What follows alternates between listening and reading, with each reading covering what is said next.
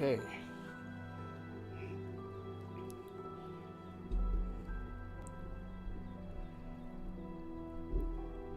Feels like my fucking microphone's in the wrong spot.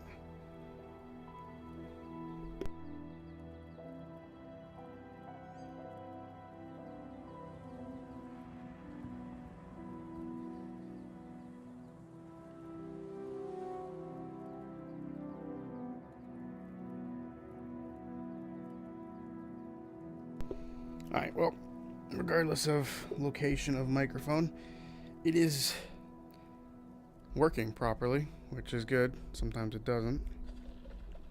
The fuck was that? Okay. So, welcome back to Oblivion. It's been a minute since we've played this for various reasons. Which, you know. But last time we did a few missions, mainly progressing like levels and stuff like that, and a little bit of like the mage guild stuff. But, oh, and we also started getting aid for Bruma, which was this city. I, in the meanwhile, went and finished the rest of the, get aid. So there was this city, Shaden Hall, there was Bravel, and there was Laidwin. I think that's how you say that one. For whatever reason, once it did all of those, the capital city one disappeared. I assume the capital city one's like, oh, if you do this, you could skip the other ones. But we didn't do that. And one thing that happened just before I started streaming, if you all remember our boy Alfalfa, the adoring fan, he tragically died in the last stream that we did. But, he's back. It seems, and I looked it up, apparently every 3 days if he dies, he will return. So, we had a little eulogy for him for no reason. Hello, Zodiac. God damn it, I read your text out loud. Hello, Dream. How are you doing? But like I said, Adoring Fan is in fact back. I don't really know if I want him to follow, because we're about to do the defense of Bruma. So, yeah, that's what we're doing. Hi, Zodiac said weekly while lurking. You're always lurking, Dream. I see you've changed your @ to Dream so people don't say the wrong thing now. And you've changed your profile picture. That kind of messed me up. Looks different. Come on, Adoring Fan.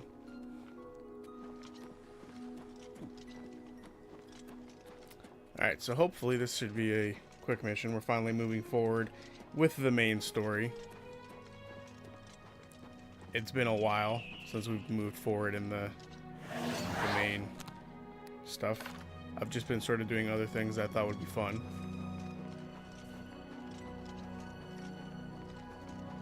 That is... You know, these gates to Oblivion, they're so fucking boring. I had to do like 10 of them. It was kind of crazy.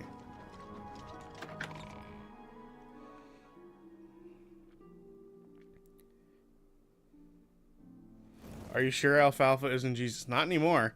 With him being back like this, it's raising some questions. I'm only asking for a single call. It's definitely raising some interesting questions. What sucks is there was actually one of the Oblivion Gate quests for like getting aid for this city that was kind of fun, and it was a little different because like I had. I think Dawn is behind the Emperor's assassination. Oh my goodness! Why? I ought to. In the land of the Altma.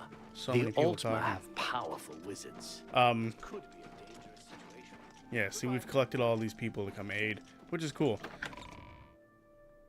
But yeah, I'm not sure if he is Jesus or not. But that one mission was really cool because it like made us had to like find people inside of it who were still alive. Is this guy not here? Because it's 8 a.m. or 7 a.m.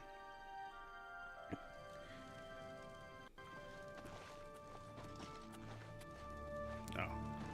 I've heard much about your deeds from my people in Bruma.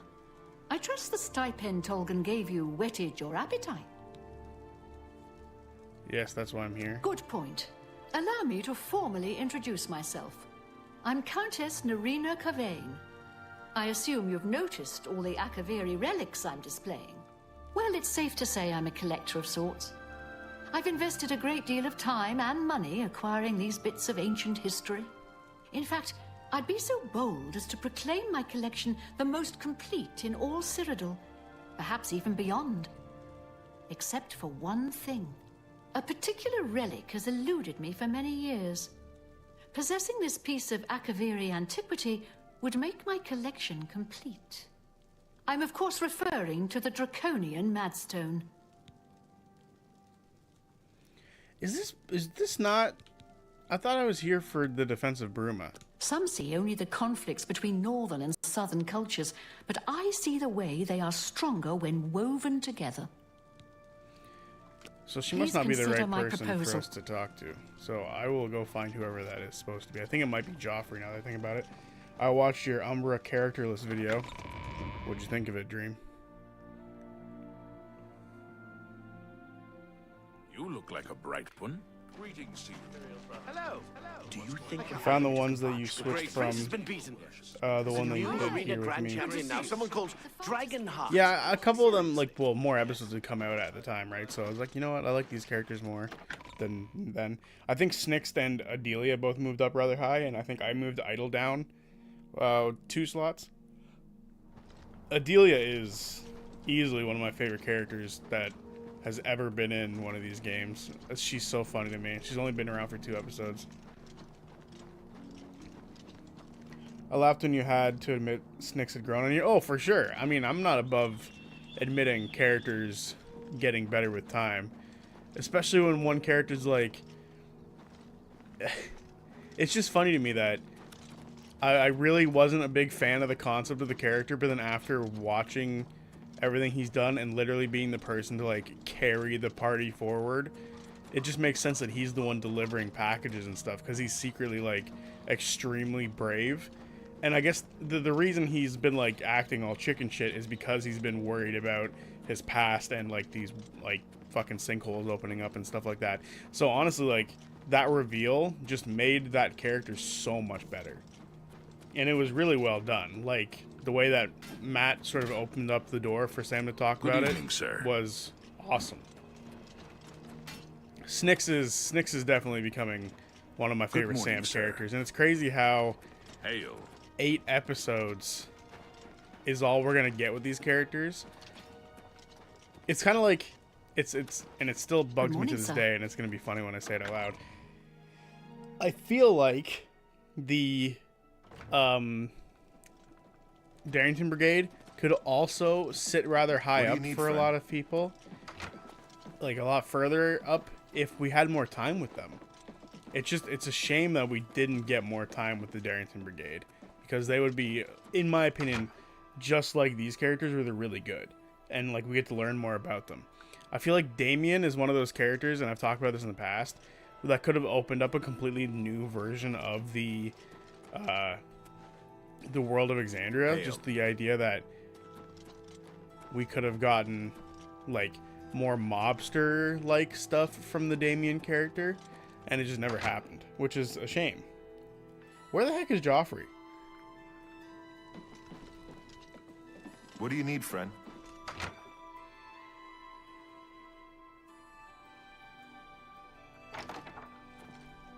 There he is. Yes?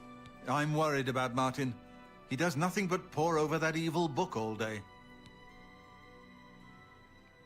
Bruma. I'm glad to have Boris here. Not Boris. He got... We've already said that. Where's the Bruma stuff? Keep is your happening? heart true. Where is...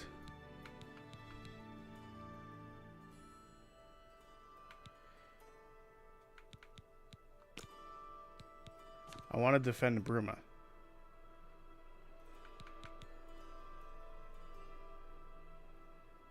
My success in helping close the Oblivion Gate. He promised to help defend Bruma. I can persuade the Elder Council in the Imperial City to help as well. Blah, blah, blah. So many of these things.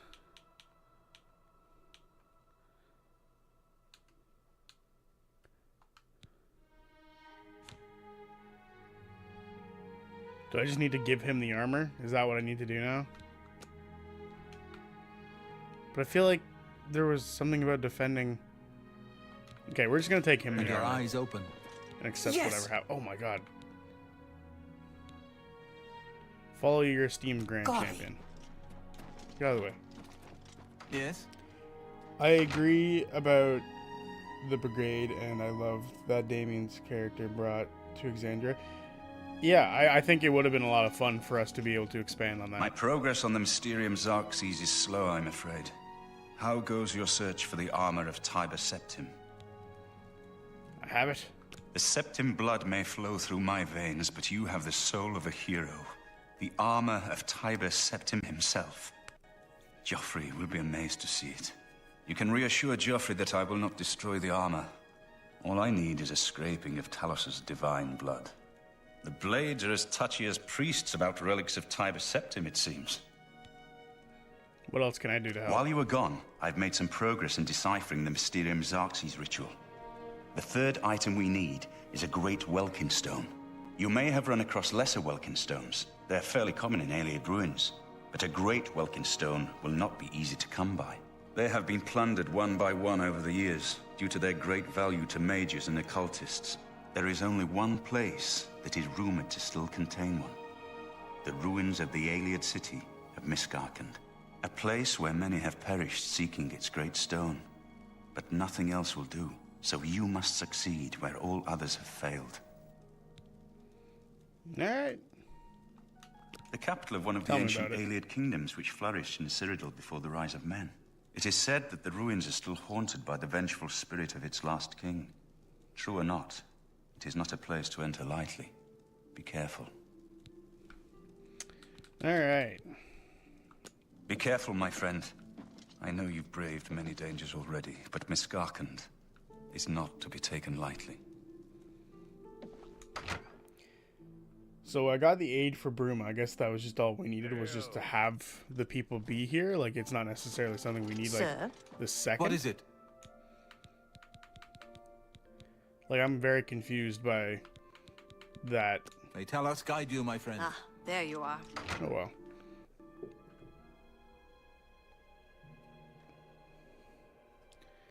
Now, I do know that there is a... Yes?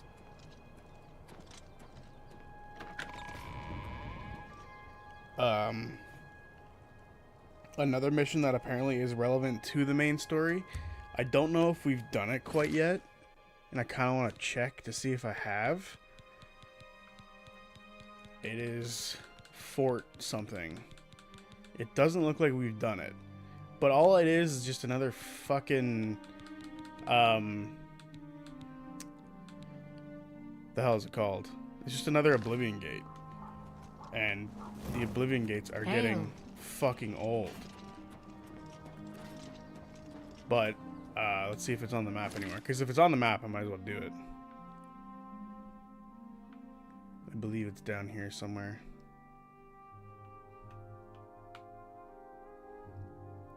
Fort Strand. I don't think it's Fort Strand. It might be. Hang on, let me look. No, it's Fort Sutach? Sutach. That's what it's called. The mission that is potentially something we can add to this story. I just don't know where it is. And I don't even know if that's how you pronounce it.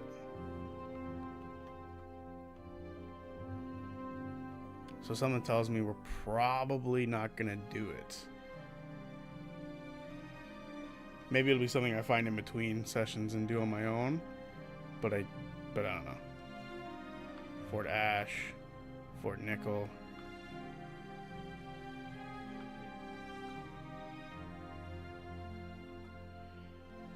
Hey Zodiac, where would you place every party the cast has played? Daggerheart included, in order of colorful characters and varied backgrounds. Not technically a list, but most basic to most complex. So at the bottom of that list, with like the least complex, I'm gonna like just do like the main groups, I guess. But the least complex group, in my opinion, is easily, and I'm gonna get some heat for this maybe, is Vox Machina. The issue that I always have found with the Vox Machina characters is that they're very much like first. Whoa. No way. Do not die again. They're very much like my first, like each player's first player sort of thing, right? You know what I'm saying? Like, I feel like everyone made a Grog if that was their first type of like barbarian. I say this because Vax was literally like my first character I ever made was like a Vax type character, right? Like almost, not almost to a T, but very similar Vax was to my original character. So it was a little. Whoa, of course it's fighting a wolf. Anyway. So yeah, I think Vox Machina goes at the bottom of like least complex characters. I think the only one who stands out as like a non like simple character as far as Vox Machina goes is Percy. Percy, even then, he's still like revenge archetype character is still kind of like regular stuff that you would see a lot, but he adds a layer of complexity with it, with like the whole devil deal or like the demon deal he had with Orthax, which I think is enough to justify it being seen as different, in my opinion. But you know, all of them are like typical first type of characters. Keyleth is the druid who's new to the world because they were stuck with their people the entire time. Where'd Alfalfa go? He better not be dead. There he is. Come on, Alfalfa, don't freak me out like that. In fact, you need to stay here. I don't want you coming with me. Yeah. Here? Okay. Keyleth, like I said, was like the naive girl who was living in her own world, and now she has to like come and join the real world sort of deal. Vex is your typical money grabbing character. While it's a little different, and I would say like her relationship with her bear is, you know, typical of a Beastmaster, I do think it was unique to grab a bear, because I don't think Beastmasters typically get bears. What is happening down here?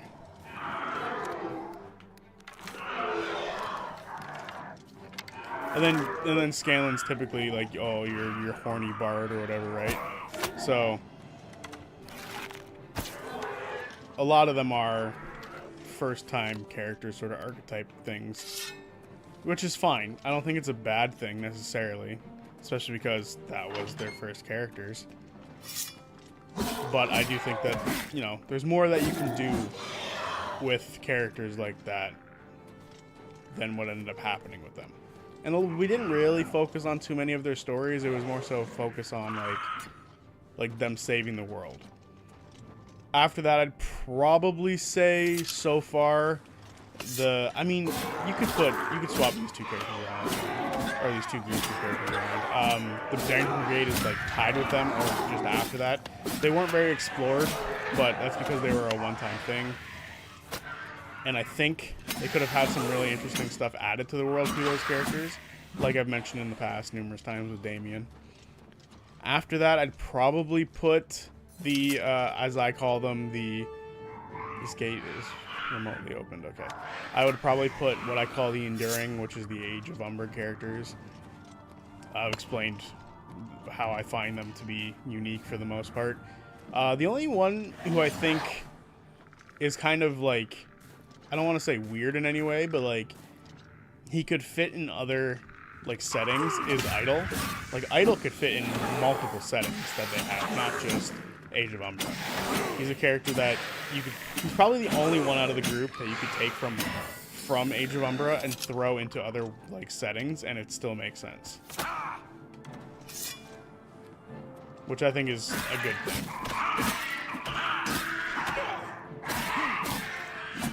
You guys are rude little fuckers.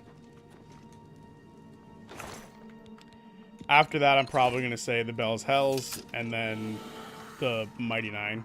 I think the Mighty Nine just they had a leg up on the fact that most of our time spent with them was dealing with their stuff personally. So for them, they kind of had the fortune of showing the most character. So I think that's how I'm gonna list it. I guess I could include the Crown Keepers, which I guess I would put the Crown Keepers below the Bell's Hells. So there. I think it goes...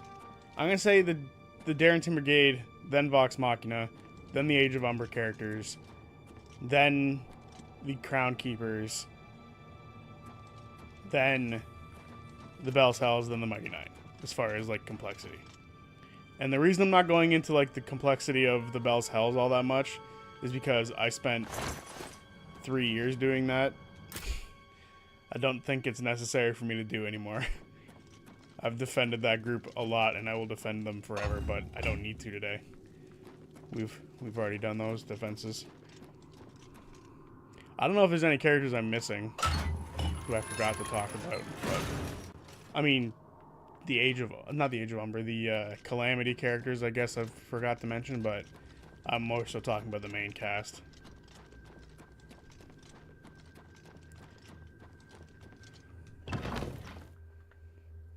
So yeah, hopefully that was what you were looking for.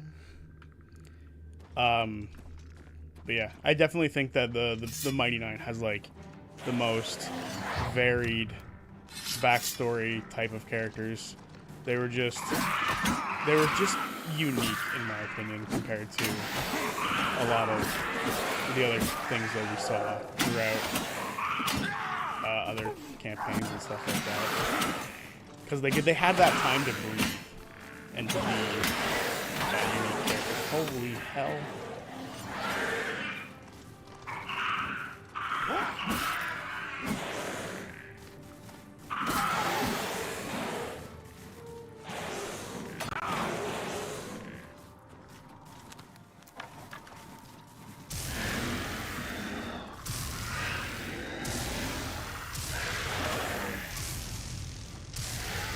What the hell were you doing, Skellywog? You didn't do nothing.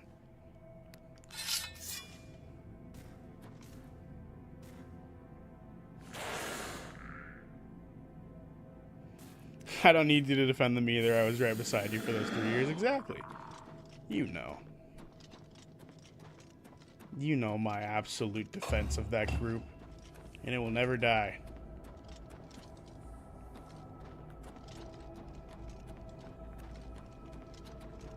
This is going to be an absolute nightmare, isn't it? Weak potion of healing. I'd rather have it than not. Okay. These aren't tombs or anything that I can loot. What is this? Ooh, that's worth 1,000 gold. I'm gonna grab that. So yeah, hopefully that's what you were looking for there, Dream, with that little list. I wonder how many times I've, in these streams, made like a video worthy list like that and I've just never taken the video or the audio and made a list out of it. That would be foolish of me to have not done. 50 gold. What about the Mirage? I suspect below. Yeah, that was a group I did not like at all. Actually, it's a good point. I couldn't care less about the Mirage, if I'm being totally honest. That was quite possibly the most I've not cared about a Critical Role project at all. Like, I remember them doing it, and I was like, I don't care. I remember watching everything leading up to it, too, and thinking to myself, like, oh, this will be fun. And then I just never got into it.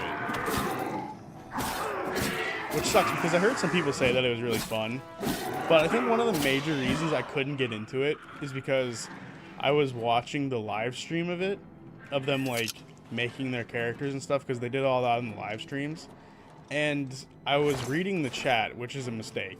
Like, the Critical Role chat is just vile sometimes.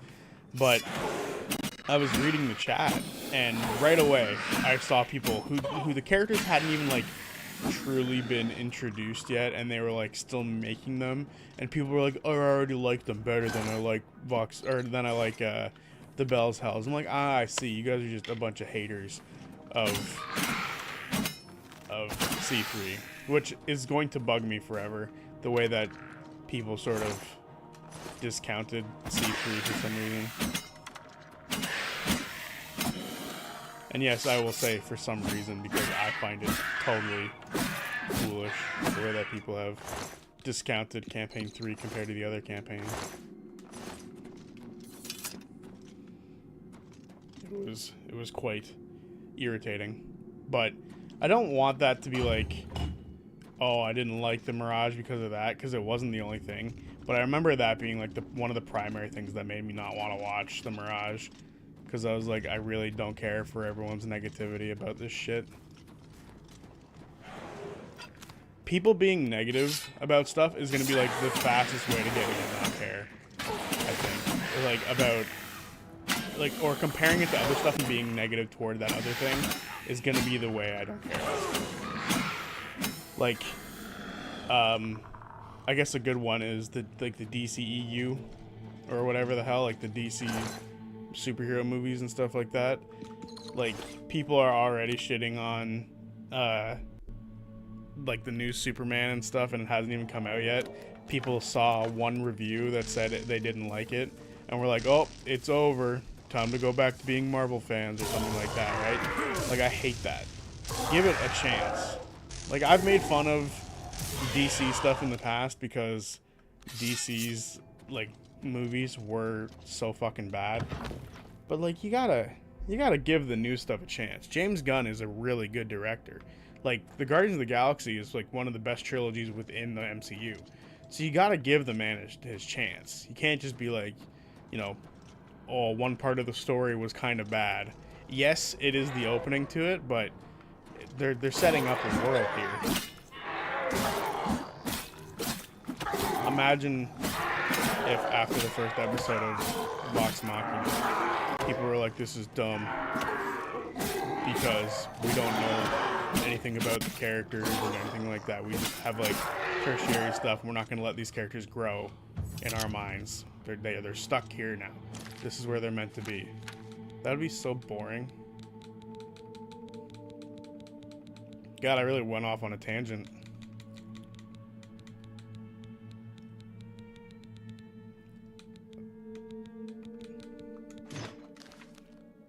Look, where's my armor? I'm not wearing my right armor. What's here? I didn't even see you.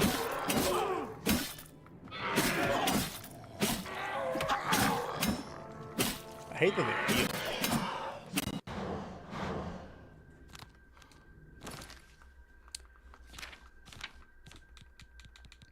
Alright, tangent over.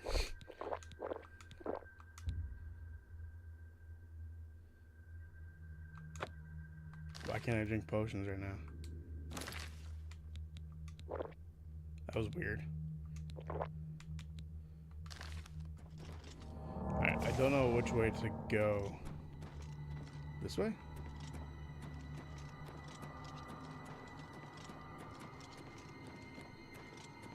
This looks correct. Not that I can tell what looks correct at all. Oh, it's up there.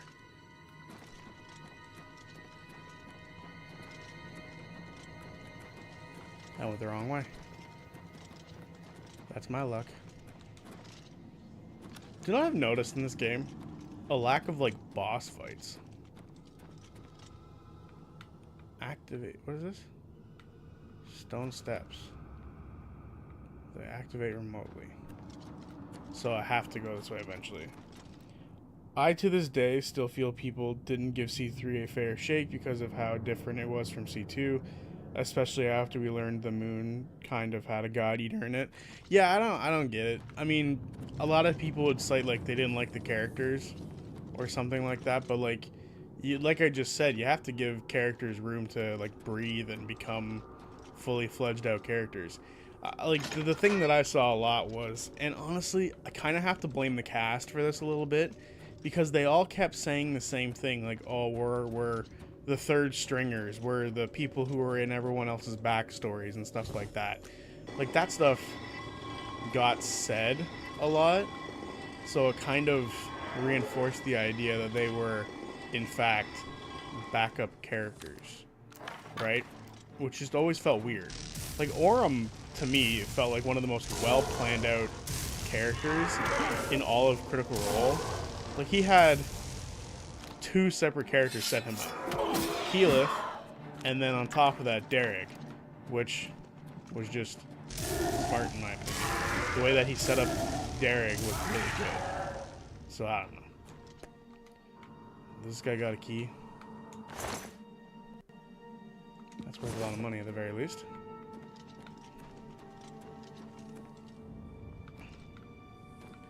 Kind of sucks is now I have to run my way back out of here. Unless you've got a key. You don't. Oh, I guess that was the door that got locked, huh? Yeah, so like a lot of people said the same thing, like, oh, they're backup characters. So a lot of people just instantly were like, eh. What, is he like shielded or something? Bang.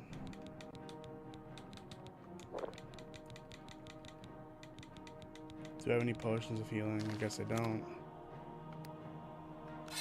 Alright, whipping out the blade. Oh, he's gonna kill me.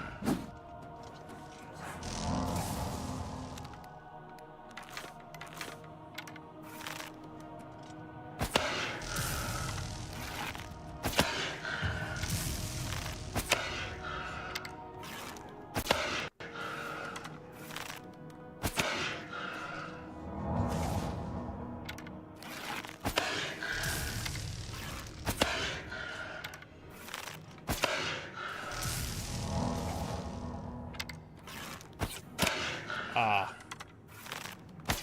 You have like no health left, dude. What are you doing? How are you missing like this? There we go. The key. Sick. That wasn't to here? That's crazy.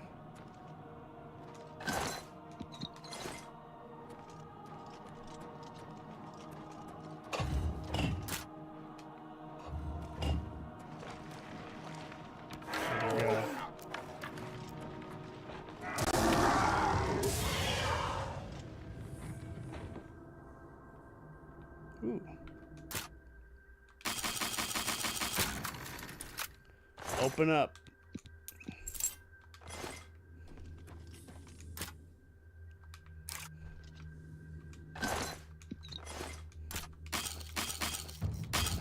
Damn it.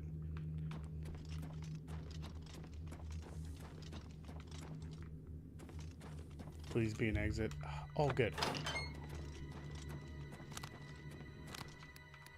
I straight up just want to leave.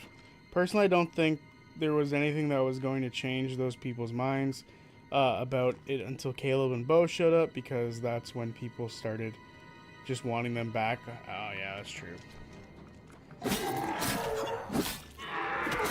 Yeah, not much you can really do about people and wanting what they want. Hey, lockpick. Ooh, a piece of candy. I don't know why that just came to mind, but whatever. Yeah, I agree. I think once people have their minds made up about how they want the story to go, they're kind of stuck there. Which sucks. But, you know, the characters are fun. I love them. Always will. They're a solid bunch of characters. Is the exit? Fuck yeah.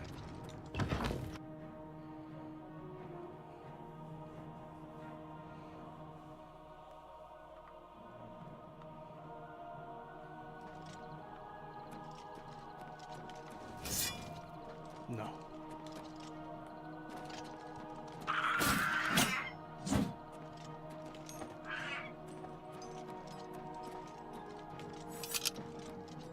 told him to stay here.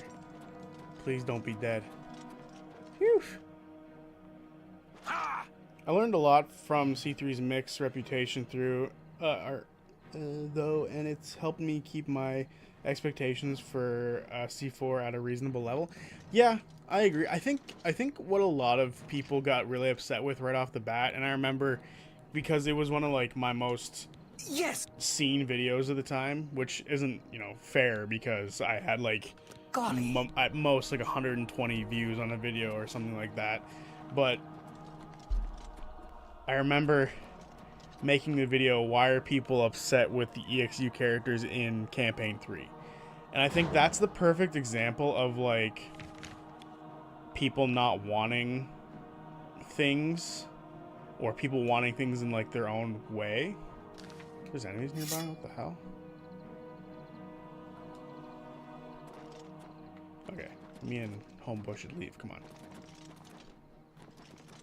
But yeah, I genuinely think stuff like that sort of got in the way of Campaign 3, like the EXU stuff, because people were like, I didn't think I'd have to watch EXU, right? Like, I thought I was told EXU wouldn't be important to the story, yet here we are, EXU stuff is coming up in the main game. And that, to a degree, I understood. But to not even give those characters a chance and to look at EXU as like an extended backstory that, one, you could choose to watch or not, you know, it was kind of weird. I was like, why are we talking about it like this in this context? But, you know, it is what it is. I mean, it's been a long time since I feel like everyone was super happy with the way that something went, right? We can't have universal agreement on anything anymore, like at all. Come on, where the heck is he? What do you mean enemies nearby? There's no one here.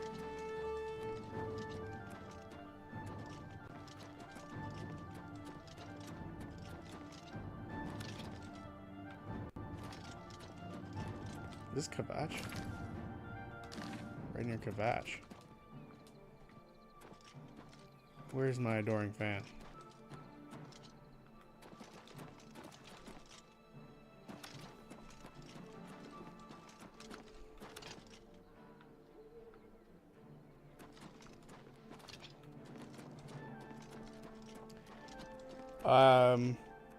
Because we don't know if there will be something in Campaign 4, might have a C3 level division in fan expectations and reputation.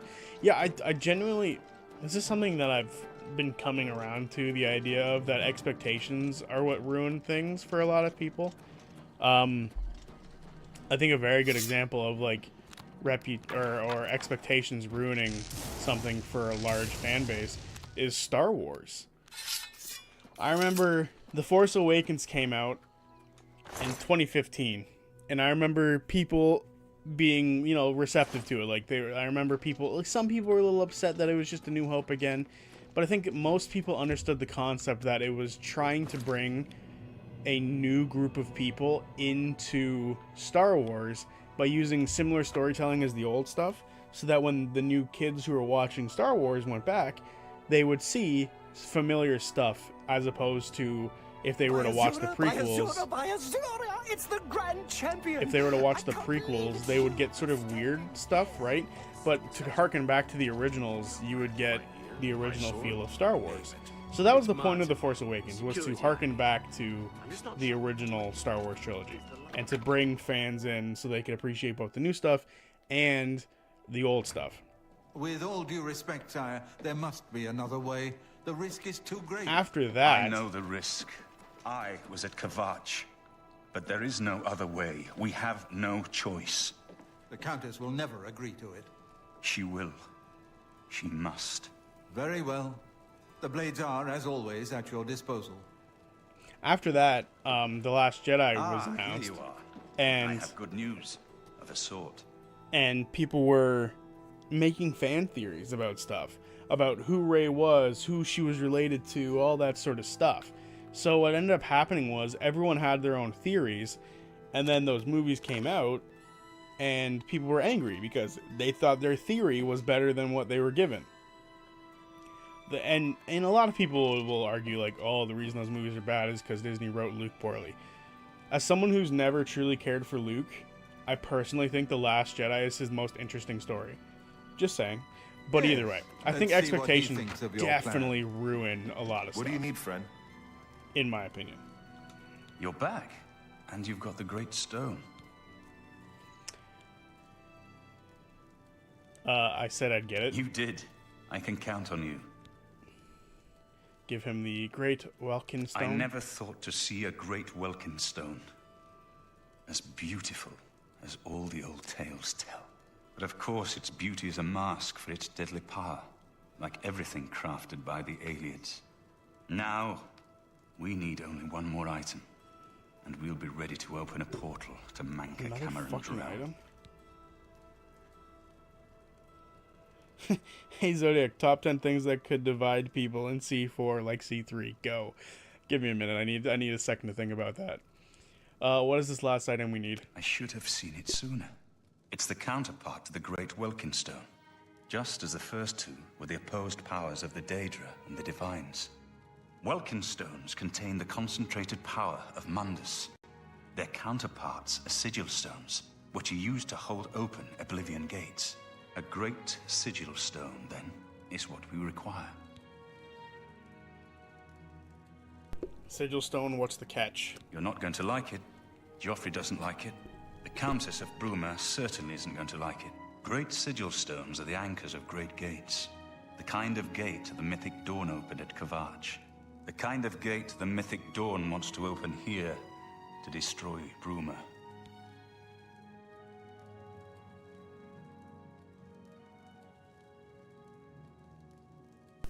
So we let them open the gate? I said you weren't going to like it. The risk is great, I know. I was at Kavach. I saw the terrible power of the Daedric siege engine. But we have no choice. The only way to recover the Amulet of Kings is to allow the Mythic Dawn to proceed with their plan to attack Bruma. Clearly number one is what system they'll use. Absolutely. That's definitely number one as to what's gonna like split the fan base in half, because so many people love D&D still, even with everything that WotC has been up to and Hasbro has been up to, and with people leaving Hasbro and WotC to go work for Darrington Press. Yeah, it is definitely very decisive right now because a lot of people like Daggerheart. Now, I haven't gotten my Daggerheart yet. In fact, it should be here soon, and it's fucking annoying I still don't have it. But it should be here soon. So for me, personally, I will be opening that in a video, by the way. I think what would be really, like, I'm questioning, like, if people really like it because it's a fun system, or if people really like it because it's Critical Role system, and they just don't want to like WotC right now. That's my question. Is that what people are doing? So, who knows? I don't know. I'll have to think about it. That is definitely number one. What system they'll use, though. I think number two is if they make too many characters who reference back to prior campaigns again. Campaign 2 was so strong because it was able to stand on its own 2 feet. Like, there was very few references, like maybe a couple of cameos per like 50 episodes at a time, right? Like, you'd get a cameo once every 50 episodes, and 2 of those cameos were Allura and Kima, right? So, like, you had you had a long time in between references to the previous campaign. Whereas references to campaign 1 and 2 were happening constantly in campaign 3, which I personally like. It makes the world feel connected, but at the same time I understand why people who didn't watch those campaigns would be frustrated with not knowing what the hell's going on. No. I'll lead the defense of Bruma myself. If I am to be Emperor, it's time I started acting like one. Also, hey Danielle. Too risky, I'll lead the battle. Remember when we first met in Kavach? I told you that I didn't want any part of the God's plan. I still don't know if there is a divine plan, but I've come to realize that it doesn't matter. What matters is that we act, that we do what's right when confronted with evil. That's what you did at Kavach. It wasn't the gods that saved us, it was you. Were you acting for the gods? I don't know. But now, it's my turn to act. As you command, Sean Bean. Please, my friend. I need your judgment, not your obedience. I explain myself to you so you understand me, and so you can explain to the Countess. I'm afraid she may take a bit more convincing than you. I'll inform the Countess at once. Good. Have her meet me in the Chapel of Talos for a council of war. That seems a fitting place to make such desperate plans. Okay, before we do that, we have a couple things we need to do first. What if Robbie doesn't come back? Ooh, that would be... I think that's number 3. I feel like everyone universally loves Robbie. That being said, I think they've made it pretty clear that it's sort of up to Robbie, right? Like, I feel like during the, what were we calling it? I'm forgetting. I'm spacing right now. During the wrap up for campaign 3, it was basically like a bunch of people were asking if he was coming back, and he was basically like, you know, I'll come back, and probably, like, he said, I would love to come back.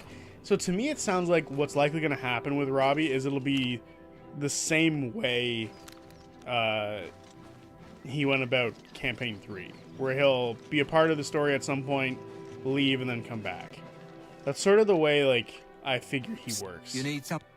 Because he's probably... Can I interest you in some of my wares? This is going to sound funny to say, but I think personally, out of all of them, like with the way he's acting a lot, I personally feel like...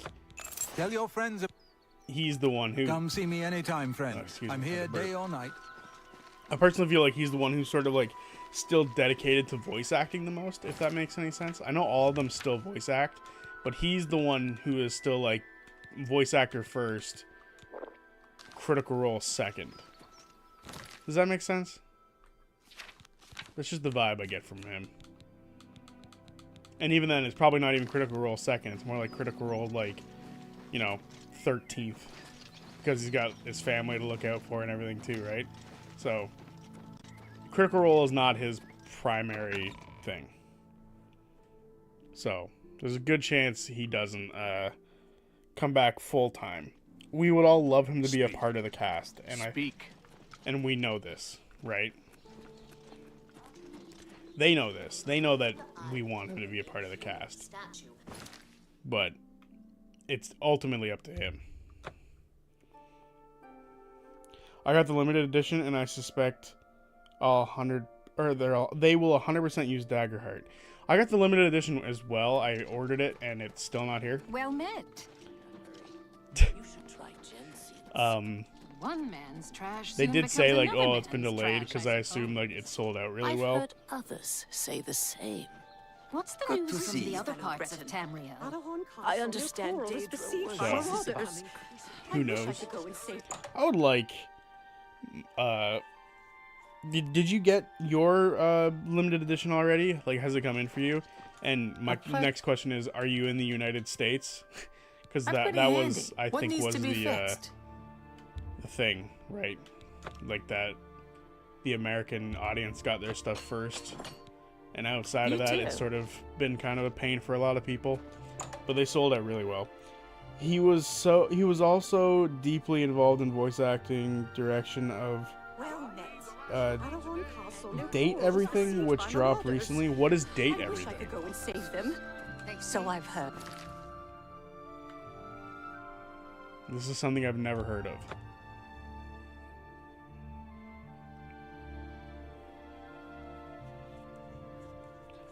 I did get an email recently, though, saying that my Daggerheart should be delivered anywhere between like the 7th and the 17th. So I should be getting it any day now, because it is currently the 7th. Hello, wizard. What's new with you? I hope be seeing you. That's not who I want to talk to.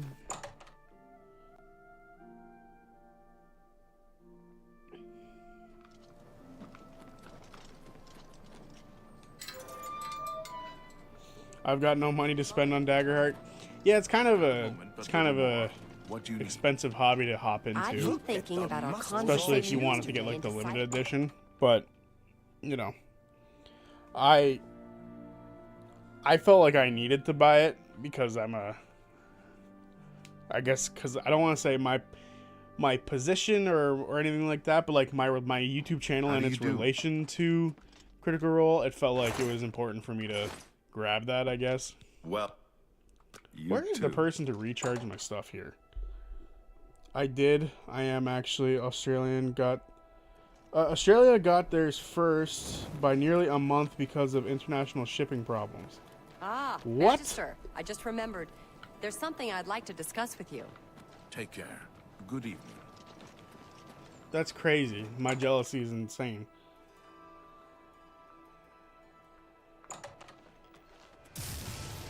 Help!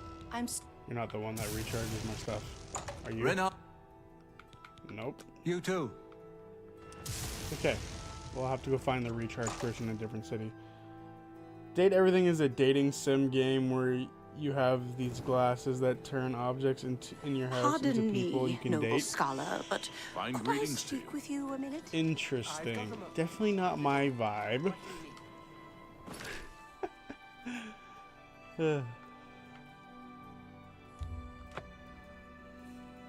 Definitely not my vibe.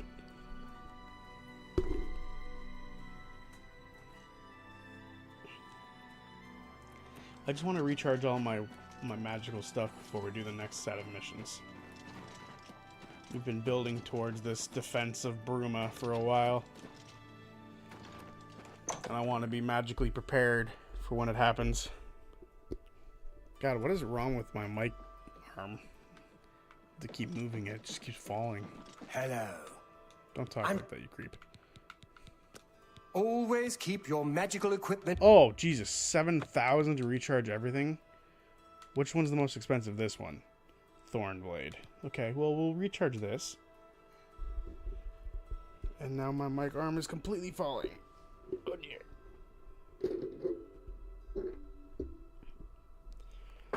Hang on. Technical difficulties.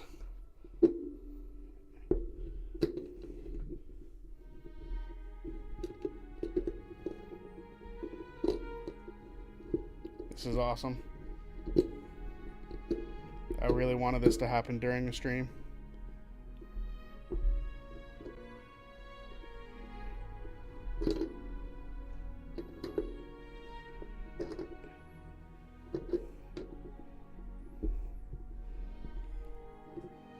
Okay. Should be good for now. I'm glad I caught that, because that's expensive if that broke.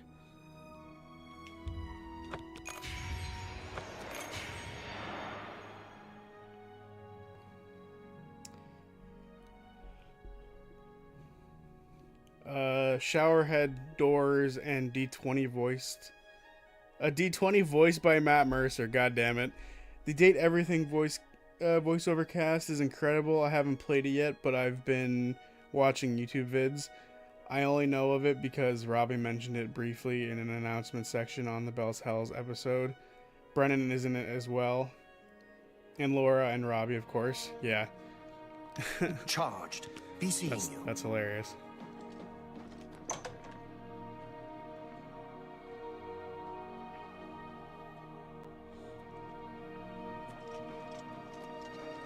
That's not the right way. Yeah, dating sims are not my type of game, but hey, you know, I'm not going to judge people whose type of game it is. It's just, those type of things have just never called to me. Where is the adoring fan? He's supposed to be running around with me. Unless I left him somewhere and I've completely abandoned him now. I'm sure we'll find him again. I think everyone from CR is in it except for Sam and Talzin. That's weird. I mean, maybe I guess that makes sense if like the timing works out for like Sam being in his chemotherapy.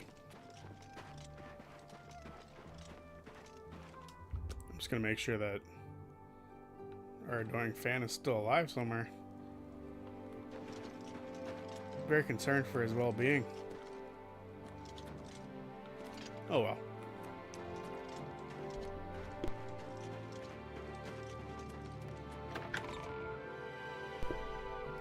You know, I find Talzin Talzin's voice acting work is really good. But he doesn't do it as much as other people does. Or other people do. Like, he is Basil Hawkins in One Piece, and he's fantastic. Yes. So it's a little weird that he doesn't do it more often. Greetings. What news from Cloud Ruler Temple? Battle plans. A desperate plan indeed. This prince? Emperor? Martin would risk my whole city to gain a great sigil stone? We must recover the amulet. This is the only way to stop this invasion from Oblivion? I must confess, you are the first person to speak of victory against these Daedra. This war has seemed hopeless to me. But what else was there to do but hold on and wait for a hero to arise to save us? And now it seems there is an heir to the throne after all, hidden at Cloud Ruler Temple. And perhaps a hero as well? Martin waits at the chapel. You avoid answering my question. Very well. Don't think I doubt you. The rulers of Bruma have long had dealings with Cloud Ruler Temple. We know whom they serve. I will meet Martin at the chapel. When all is ready, I will order my men to stop closing the gates and prepare for battle. So what's number 4?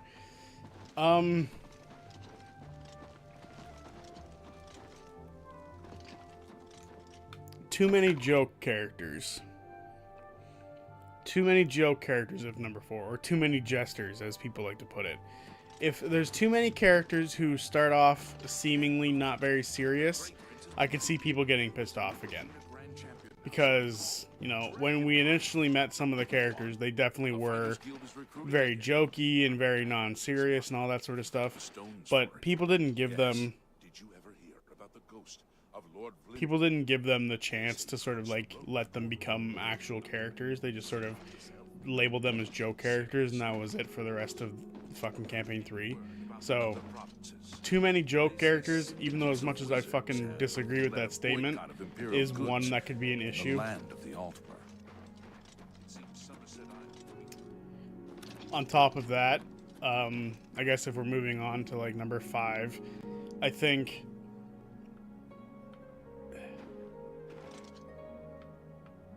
You know, it's kind of hard to think about things that would be, like, divisive. But I think number 5 would be if they don't do Exandria. I feel like we've been left in, like, this really interesting spot of time for Exandria. So if we don't... You choose to share your time with me? I just saw you running. I heard you helped the guard close that Oblivion gate. Thanks. We were... Okay. Be seeing you. If we don't, like, get a continuation to, like, this God storyline in some form or fashion in Campaign 4, like, that would also be an issue, because I think there's a lot of people who really want to see, like, what is the next step for the gods and what the next step for Exandria is just in general. So, I personally feel like if we don't get that, people are going to be upset. Where have all these good men gone? And where are all the gods? Yeah, I personally feel like if we don't see a continuation to the god storyline, it'll be decisive. And Exandria as well. So that can be like, I am not emperor yet, what, 6, 7, and I am or quite 5, new 6? to this notion of being heir to the throne. Thank you for coming. I know I am asking for a great deal of trust, but this is the only way. I would not suggest it otherwise. Your champion has already explained the situation to me. I have agreed to it. We will not win this war through caution. You have a rare gift to know when desperation is the path of wisdom. I will do everything in my power to defend your city, my lady. If Bruma falls, the Empire falls with us. So be it. We done? Can I interject? I'm ready for battle when you are, champion. What say you? Let the battle begin. So be it. Bruma's fate is in the hands of the gods now. And yours. I think another one for like... Deploy the troops for battle. As you command, Countess. For like what could be decisive or divisive.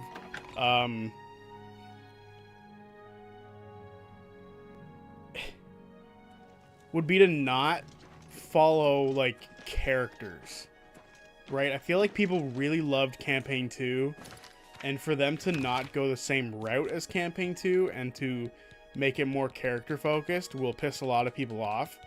But at the same time, I could see it if they do a character focused thing like that. I could see it piss people off. I can imagine the pacing of the first arc might be a factor as well. Well, that was what number 8 was going to be. Number 8 was going to be make it multiple smaller arcs. Like, don't make everything one long story, like Campaign 3 did. I think that was Campaign 3's biggest issue, and it really did hurt it, as far as I'm concerned. The fact that it was one long continuous story, because a lot of people, you know, that's a lot of effort, man, to truly like sit there and watch every episode, which is what was necessary for that campaign. That is a lot of work.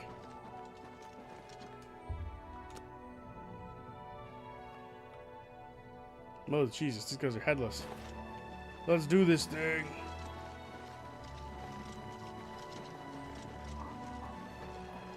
I will lead the charge. Get out of my way.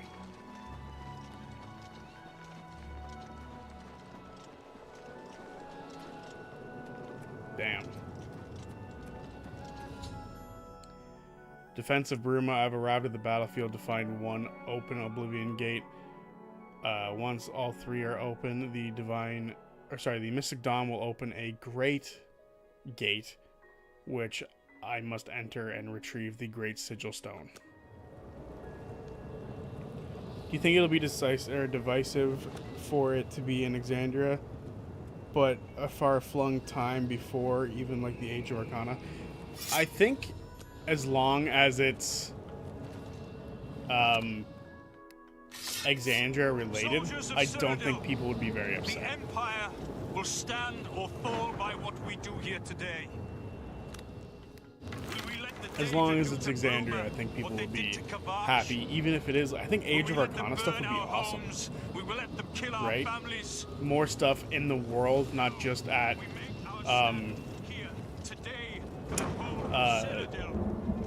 wow, it's an awesome city and I can't think of the name. From Calamity. Oh well. Soldiers of Cyrodiil, do you stand with me?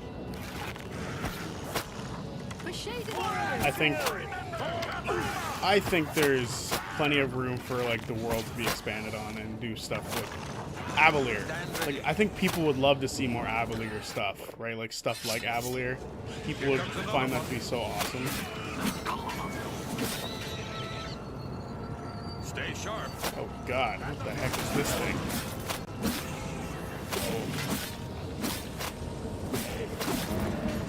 For Bruma and the Empire. Oh, geez, another one. I've got that one. I guess the point is we are trying to open up like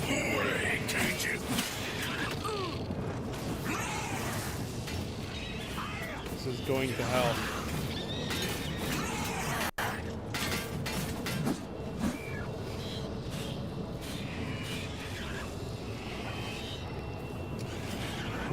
My Titan getting ahead of me by a lot. I'm envisioning a Daggerheart campaign set in the earliest Exandria, and the major arc has to be with the original Arrival of the Gods. That could be cool. I think that would be more like, because so far the way they've gone about it is they've given that sort of storytelling to Brennan to do. And I think it'd be a little weird for them to do anything other than that right now. Where, like, they elect to take that sort of story away from Brennan. That has been Brennan's thing so far. Take that away from him would be rather weird. I want your shit. You pathetic worm! That claymore looks awesome. So many things to kill.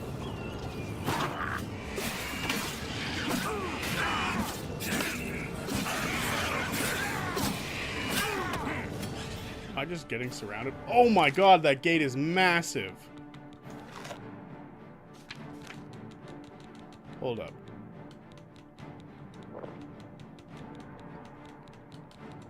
I am gonna have to run through that gate now. Here goes everything.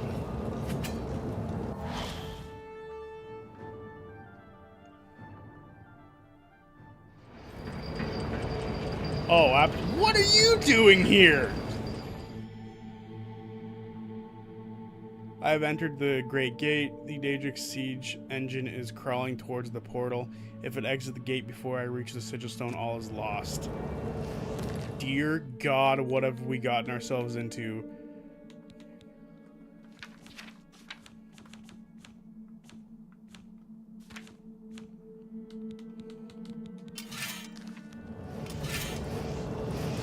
Oh God, are those just like constantly shooting fireballs?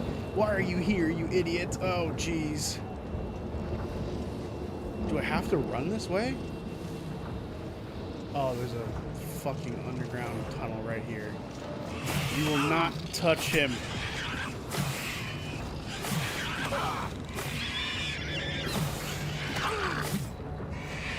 Do you hear me, creatures? Is the thing actually moving? Am I actually on a time limit? Like that's terrible if I am. I'm gonna hit the save button. If none of the cast members were playing, definitely Zodiac's line. Oh yeah, if for the main campaign we lose cast members, I might be out. That is a true statement.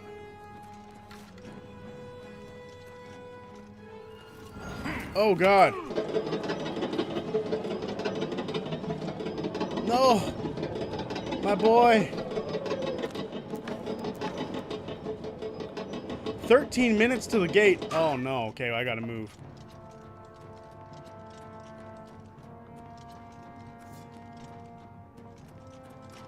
Screw you. Oh, I might be dead.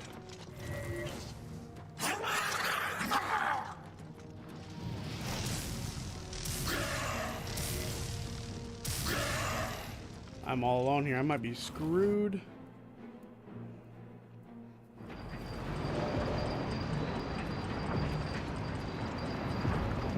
I can't believe this thing's actually moving.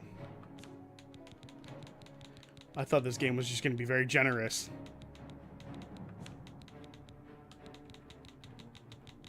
What needs to happen here is I need to grab the Daedra hearts and make a shortcut for them. Nope, that's the wrong thing. Come on, game. Make a shortcut for them over the arrows because the arrows are here. And I've died.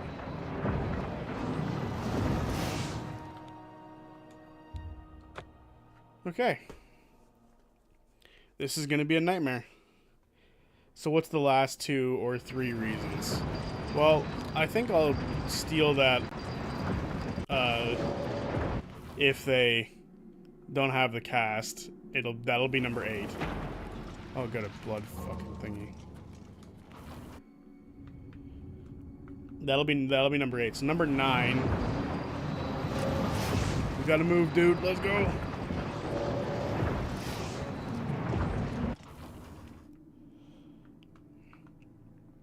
Number 9.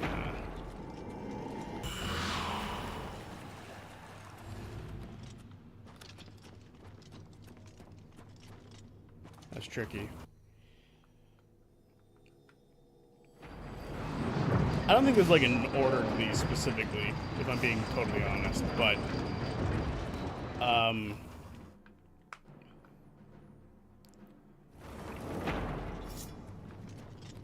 don't touch him. Don't touch him. I say, jackass, don't touch him. I don't know why he's here.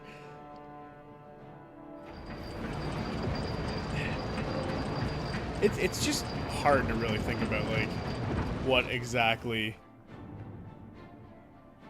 would be, like, divisive. Because I feel like we've sort of hit the nail on the head with most of them. With a lot of the way that people were very unfavorable to how it went. Did I just go back in the same way it came out?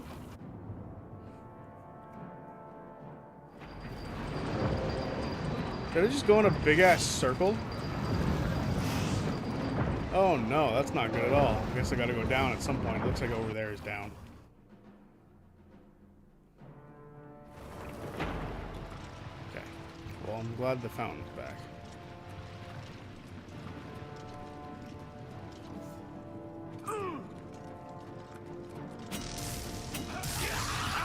You need to die.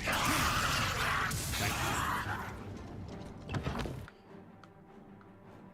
It's also hard to try to think of a good answer while I'm dealing with this thing. Okay, this does not look like the way.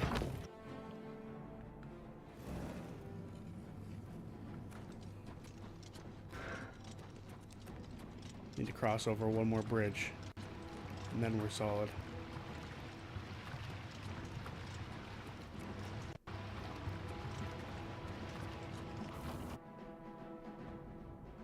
But do they need to have the full cast? For me, yes. That's part of the reason I became a fan. If it was like the founding 5 and 3 new / guest characters, would that be the same level? Yes, absolutely. EXU is a different thing. EXU is its own unique small thing that can have different people. That's what makes that whole situation fun. Because it's got a different set of people in the cast.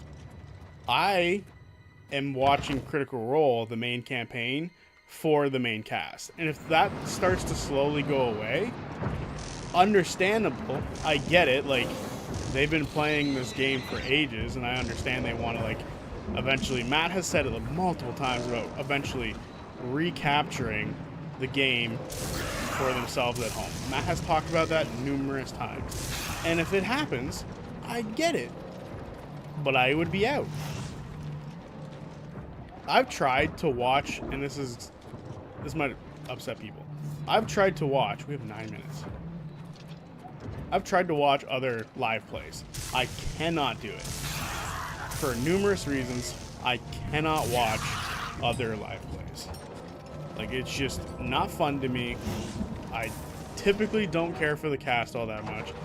Critical Role is just like the perfect combination of people. That's what Critical Role is to me. It's the perfect combination of cast and like entertaining individuals. So it's just super fun to watch 24/7. That's what Critical Role is, in my opinion. To mess with that in any major way would be a truly bad move.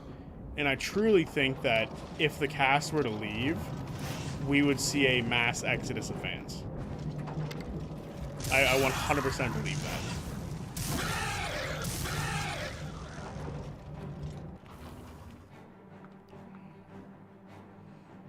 But having EXU continuity in Campaign 4 might be divisive. Oh yeah, that's true too.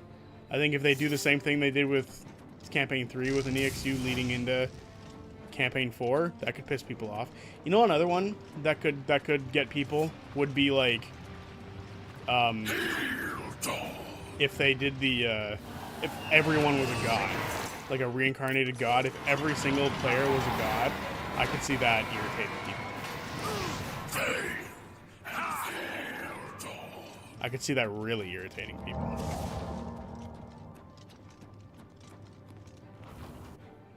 I became a fan because of the cast chemistry and the storylines, but I think they've embedded their entire community with the chemistry. I don't think that's necessarily true, because there's a lot of people who don't like Abria. And she's a part of their community.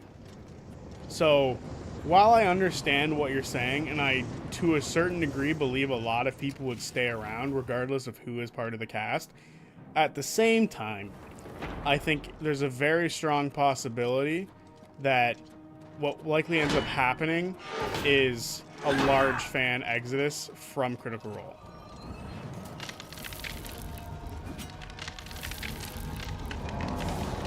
That did a lot of damage. And it really hurt.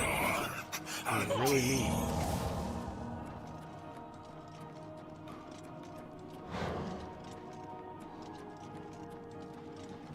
That's just like what I think.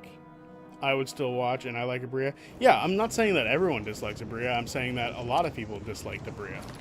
And it was a very divisive thing that happened in the campaigns, right? So doing new things, the fans have shown that they're not big fans of that, right? Like a lot of people had shown that they're not fans of the idea of Critical Role trying to mess with the status quo in fun and unique ways. Because I truly think what they did with Abria was really fun.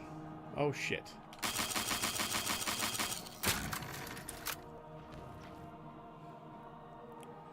I'm glad I picked up all those lockpicks that I did, because now we can just finish this mission.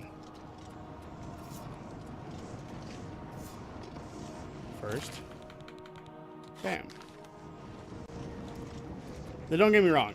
These things, for me, like, if they do most of these things, I won't be bothered by. Like, I'm coming around on Daggerheart. At first, I wasn't a big fan of the idea of maybe them switching to Daggerheart permanently.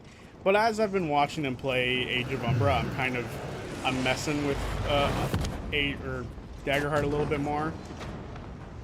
So that part is kind of something I've slowly started to, like, overcome as far as worries of if I was going to like a full game like that. That being said, I don't think that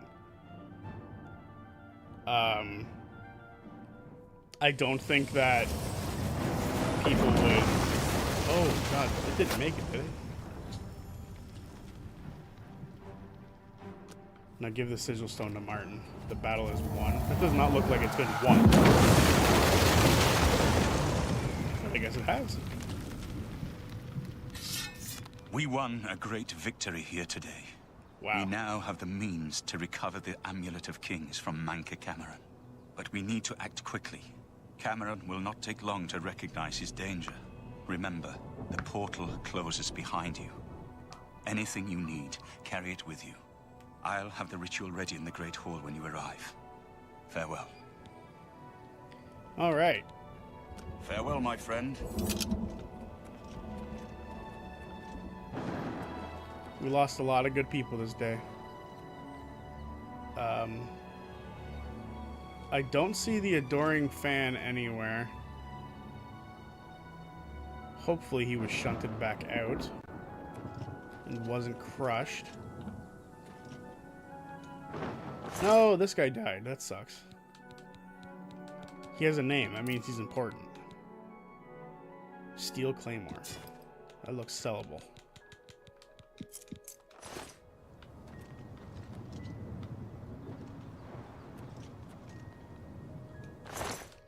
Danger Heart. Flawed Sapphire. None of these look all that important. Any other named characters die?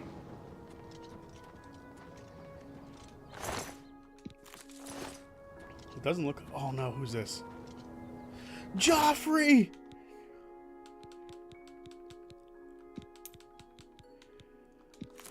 Joffrey fucking died!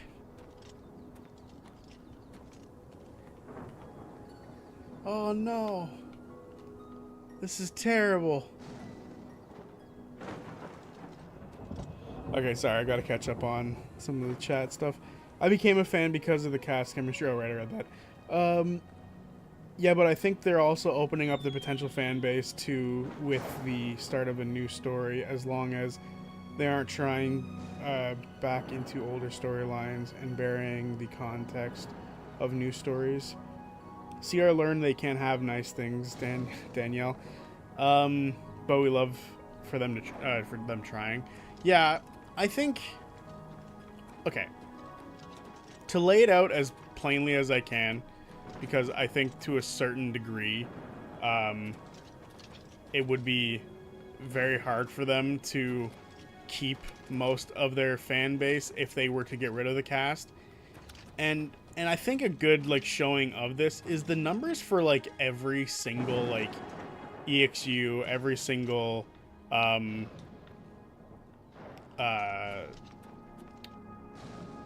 spacing mini series, if you will.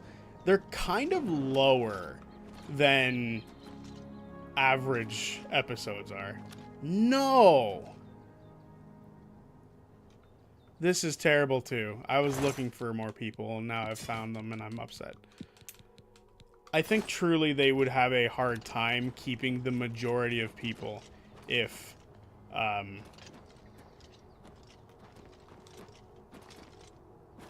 they were to replace the cast. Just like how I think switching to Daggerheart would hurt them a lot. Like truly, because I think more people are going to be invested in D&D than more people are going to be invested in Daggerheart.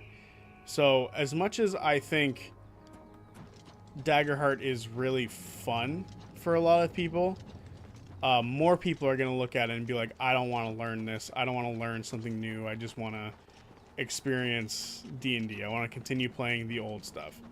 That's sort of where I think a lot of people sit with things like this.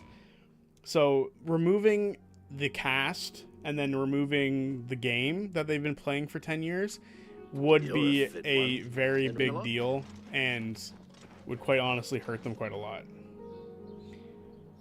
I don't know, Dream. Daggerheart is looking pretty nice. The live shows are looking pretty nice. Beacon and some of the new shows look nice. None of it is without complaint or issue, but it still looks nice. Sure, I mean, actually, that's quite an interesting. What happened here? Oh, that was a long time ago. A lot of that stuff. Please go ahead. And I think part of now, I don't want to like step on any toes, but I remember there being issues with like sales numbers on some of those things because they were like, you would think they'd be sold out beforehand, right? But I remember up to the Michigan, I think it was Michigan. There was one a couple months ago where they didn't sell Hear out me out before completely. you make your decision. And they were posting about it for a while in Please consider my proposal. a lot of their stuff. Like, you can still buy tickets sort of deal. But I don't know if that's changed or not. What is it? I also just don't think Daggerheart has the game lifespan. And I don't mean like I don't think the game is gonna last, like it's not gonna last long. I think the game will last long. I just don't think a campaign can last as long as a regular Critical Role campaign, which kind of leads me into like my 10th point. I think this is the 10th point. If they were to change the length of a Critical Role campaign and shorten it, I think that would piss a lot of people off. That's sort of going to be like my last one. So I think they can't change too much of the status quo. I think Exandria, the cast, I don't necessarily want to say D&D, but I think to a certain extent D&D is important. And the length of Critical Role is all important for their success. Right? Because it's longer stuff and people really enjoy that stuff. So I think we can't forget that. So just putting that out into the world as to, you know, stuff that's important to remember when we talk about the longevity of Critical Role and what they're going to be playing and what sort of stuff they're doing in the future. All right, before we continue on with the main story, I do want to go back to the arena because we can probably do one of the bigger money-making things. And I want money, so we can recharge all of our shit before going into the final mission.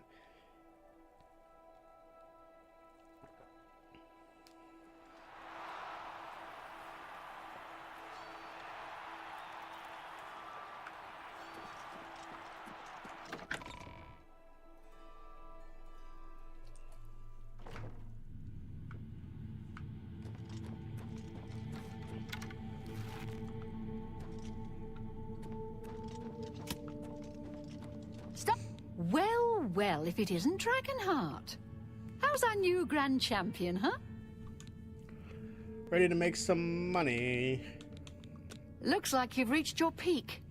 Tell you what, from here on in, you can fight 1, 2, or 3 Minotaur Lords. So what's it gonna be? I guess we're doing 3. You've got it. I'll have the 3 Minotaur Lords brought out to the arena. Wait, now you're get up finishing the there game? and give Not the yet. people what they paid for. That is the final mission that I think we're heading towards. Paradise. But, why is my, like, mana's not going up at all? I think that might be glitched.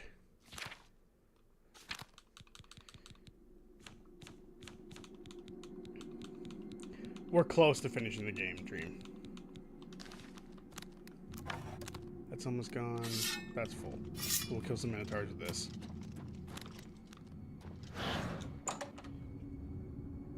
Yeah, we're not finishing the game quite yet. I think that was more so to do with the marketing. They announced the live shows and they didn't give people enough time to plan the associated trip. I guess, but I don't know. I feel like I've been robbed in live shows. I'm in Canada and they just aren't doing any. It's annoying. You've come to watch the grand champion battle some of Cyrodiil's fierce...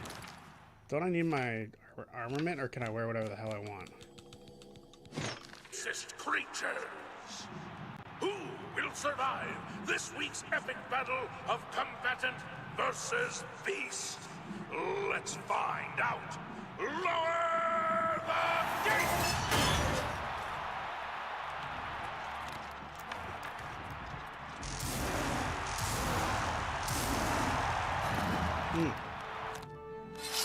This goes hard. One dead. Catch fire, sucker. Sorry, Brass. It has to happen.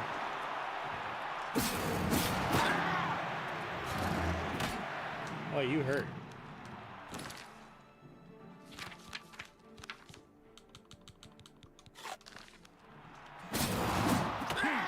Damn, how is he hitting me from that far away?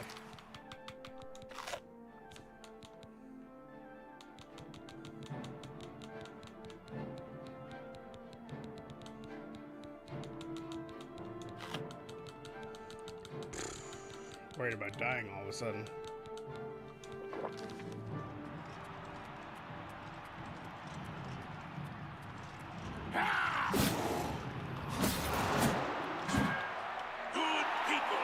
Elected to take that risk.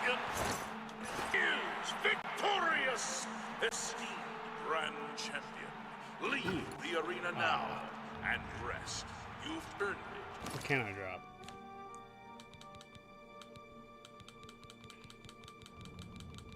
I can drop this. Once again. Ah, crap. I was really hoping I could pick that up.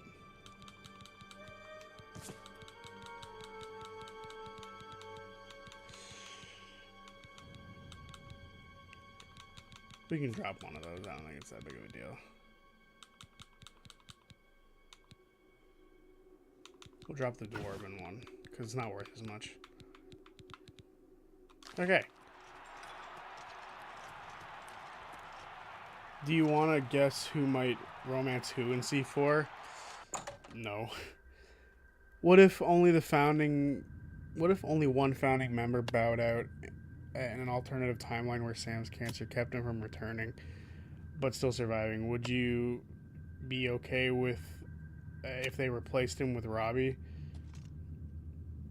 Honestly, I would have finished campaign 3 and then probably would have called it, if I'm being 100% honest. I feel like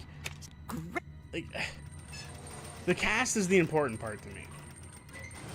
That is like the group dynamic of all of them is what makes it so fun for me. Like I said, I was mentioning it before, I cannot watch other live plays. I don't know what it is. I can't do it. I find other live plays to be less like well acted, well storied. Like Critical Role's combination of the voice actors, of the stories, the characters they make, the world they have, it's just so perfect of a combination that if you take away too many of those pieces, if you take away one of those pieces, and I'm just gonna be real, if you take away one of those pieces, it's no longer Critical Role. Like Critical Role to me, the reason something like Candela Obscura didn't work out too well is because it wasn't Exandria. Compared to the EXU stuff, which did better than Candela Obscura, it was like Exandria stuff. So even though it was sort of looked negatively on by some people, like some people didn't really give it the chance it truly deserved, it still sort of got its chance, if that makes sense. So I think to a certain degree, you can't lose too many of the elements that it has. The world is one of them. The cast is the biggest one. If you change too many elements of the cast, people aren't going to be interested anymore. It's the dynamic between them all that makes it so fun. We can temporarily change that for a couple of episodes. Some of my favorite episodes in Campaign 3 is when we had the two groups. We had Group Wildmount and we had Group Isilra. That was so much fun. But because it was temporary, was it something that like I feel like most of us were able to tolerate? If it was a permanent change where we removed half of the cast, I think most people would have bowed out.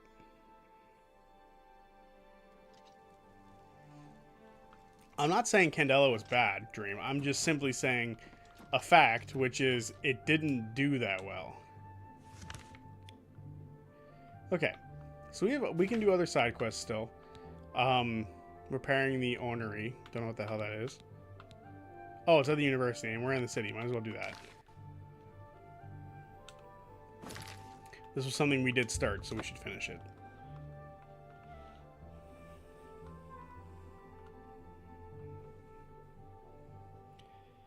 I think the only thing that wouldn't bother people as far as like a... There you are. What the fuck have you been doing?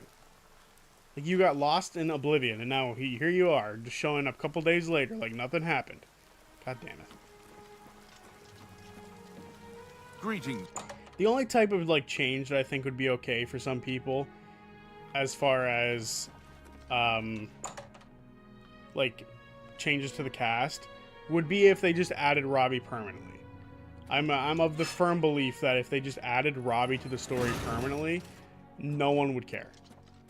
I feel like everybody would be 100% happy about it, and that would be like the only cast change I truly believe in. That people would be like, oh, that's perfectly fine. Alright, so what the fuck is this? I have activated the Imperial Orrery. Oh, it's a telescope?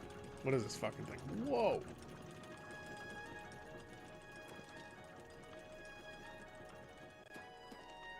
Oh.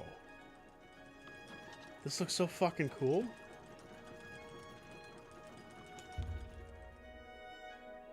You receive new power from the Orrery. You've already received the Orrery's current power. What the fuck does that mean? That is cool as shit. Look at it. This is something I imagine Caleb has in his house. Or in the 9-sided tower. I mean, this wall already looks like Caleb's 9-sided tower. I can't jump off. I really just tried to jump off.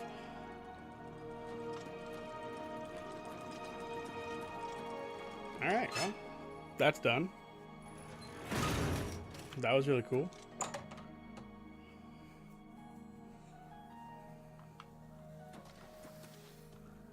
Where do you disappear to? Alright. I guess eventually we can become like the Archmage of the guild. Or whatever the heck. Greetings, journeyman. Hello. I have a new task for you. Good. And I assure you, there are no necromancers involved. That's a shame. Advancement. Your services to the guild have not gone unnoticed. As of this moment, you have gained the rank of Evoker. Along with your new rank, please take this amulet. May it help keep you safe in times of danger.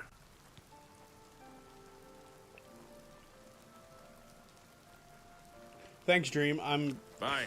I'm well aware it means I received some sort of power. I just don't know what type of power it gave me.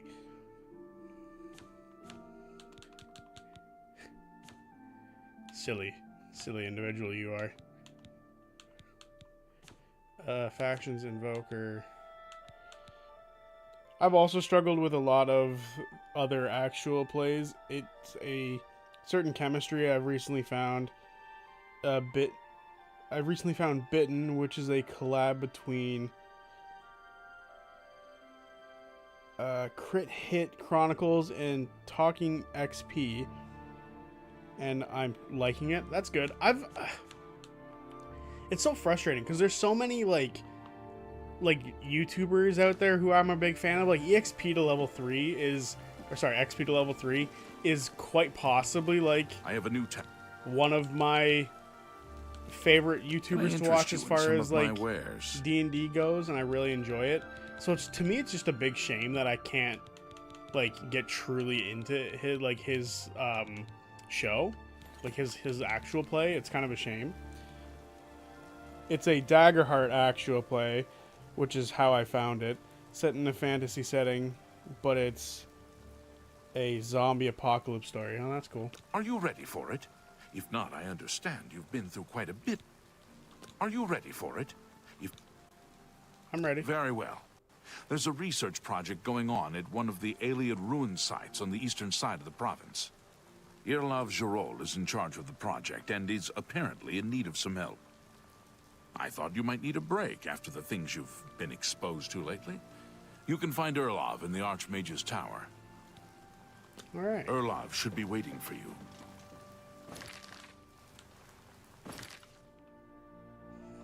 Okay. I like Oxventure and Bards of New York. I've heard of none of these. Hey, but hey, as long as you guys like what you like, I mean, I'm not gonna begrudge anybody for being fans of other live plays. It just means that you've been able to find ones that you like and I can't.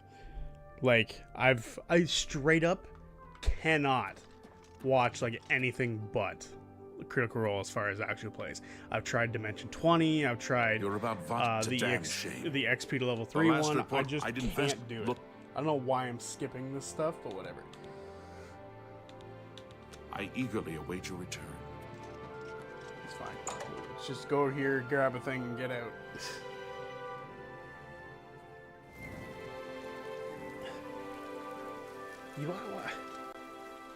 What are you doing?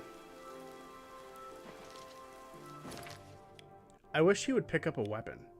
Then I'd feel less bad about him coming with me to places. We'll go here.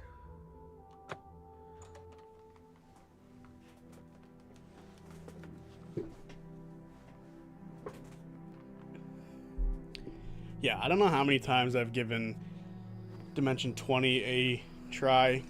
Like, okay, where the heck did he go? He's normally with me and now he's gone. The dude picks weird times to not be around. Oh well. I'm sure he'll appear in the worst place possible and then get smoted.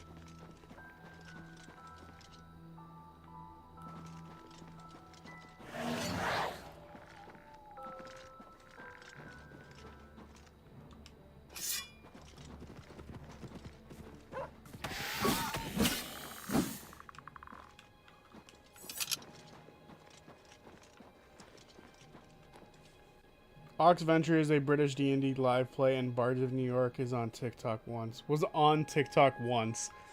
That's funny.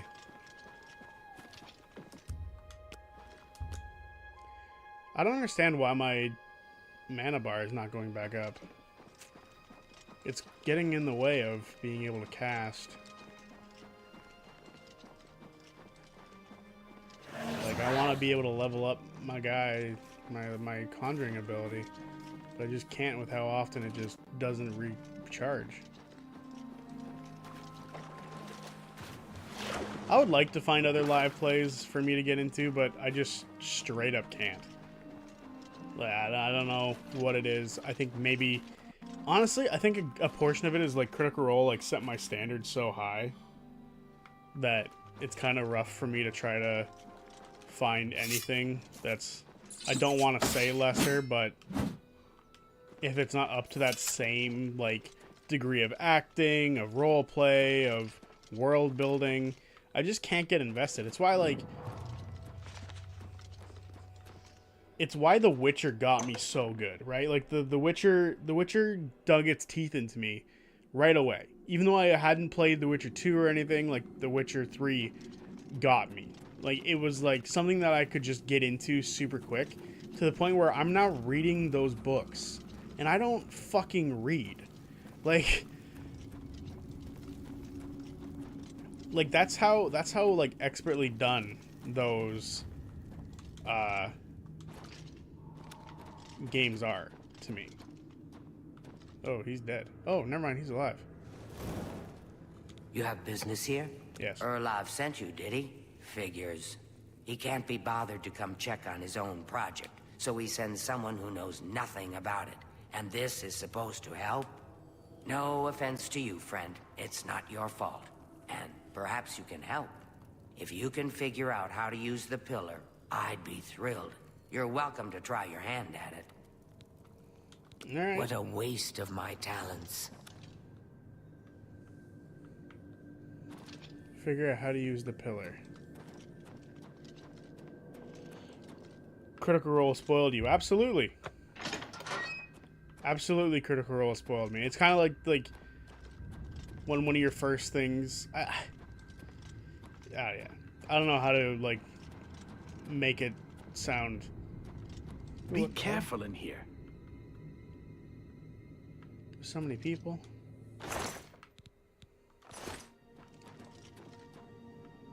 Ooh. What's this? Read tablet. Malog Animus.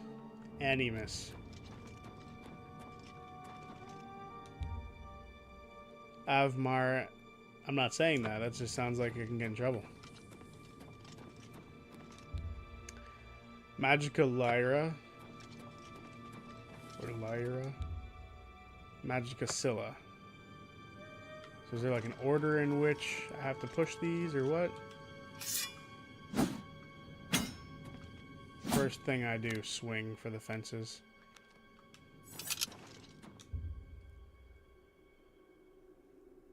Okay, Magical Lyra.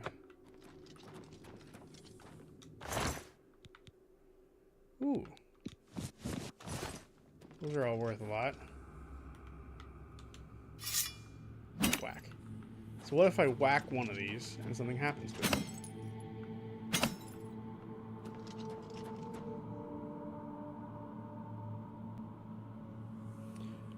Were you into tabletop RPGs before you saw Critical Role, and how do you feel about other games that Matt has led without the CR full cast?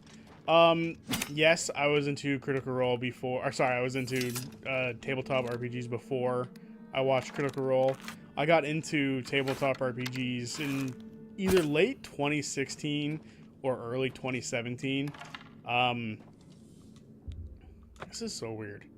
What if I summon something? That's not it, evidently.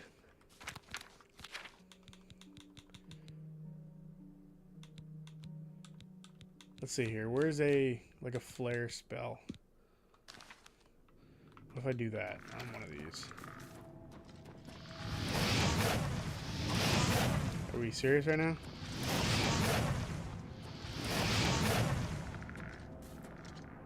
Okay.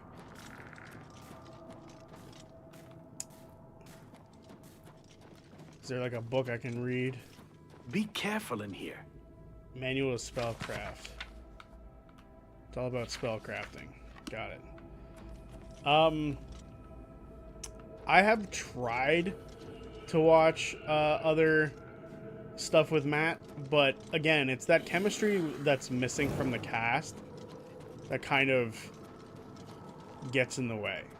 This is a restricted area, I'm afraid. Guild mages only. There's a lot of reading.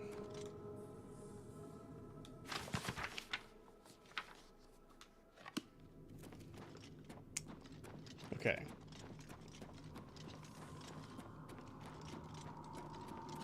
Be careful in here. Yeah. Hang on. Hey, you're not... Rumored. The Colovians are proud of their reputation for being independent, rough, Kenobi. and... Be careful. Some things in here don't react well to magic. They don't react well to magic.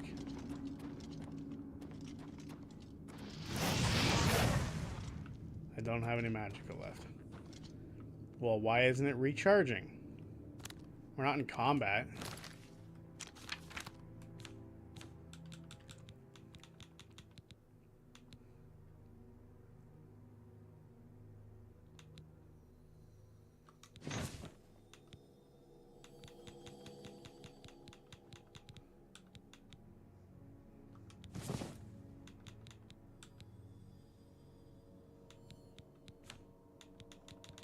It's very confusing. Whoops. All right, my staff is out. Shit.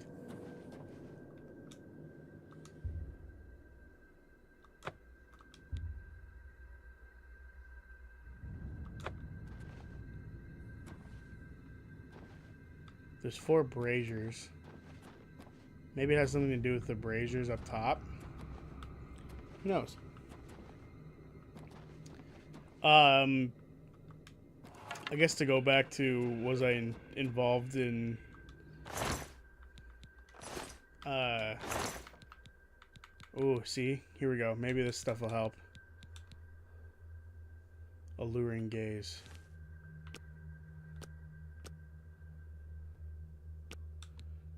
Let's go with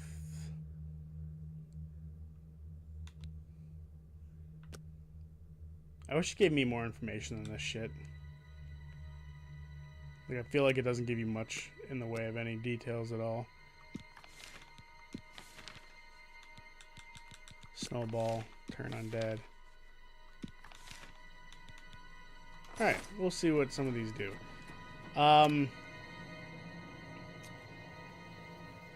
Yeah, I was playing D&D before I watched Critical Role. The reason I got into it is because, well, I mean, I guess I needed to play more D&D, but I couldn't because, like, my friends were, like, busy with their schooling and stuff like that. So we kind of couldn't. So I needed to, like, have more D&D in my life, and that's what I eventually ended up doing, watching Critical Role.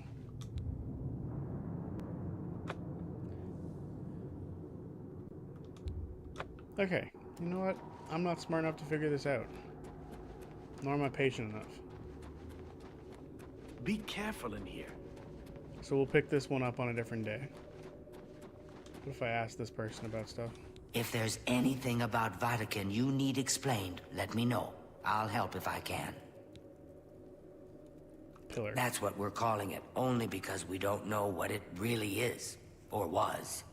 It's magical, we know that much. Enchanted somehow. We think it's a lock of some sort, but haven't been able to figure out how it works. All I can say for sure is that it reacts to magic, badly most of the time. Several mages were hurt attempting to cast spells at it. It's at the bottom of the ruins, if you wish to try your luck. Be careful though, it could be quite hazardous to your health. Best to play it safe. No complex magic. Stick to basic spells with single effects. It's not worth taking unnecessary risks. Okay. What a waste of my talents. It just feels weird that my mana's not recharging.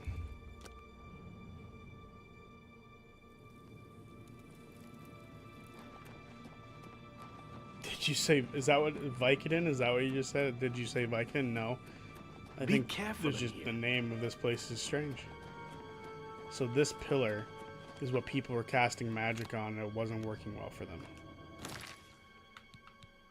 So what if I did like blazing spear?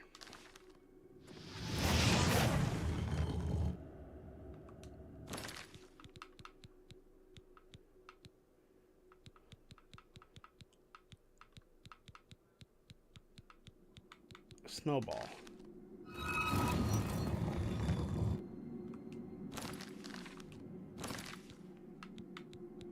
Where's flare now? We'll just use entropic bolt.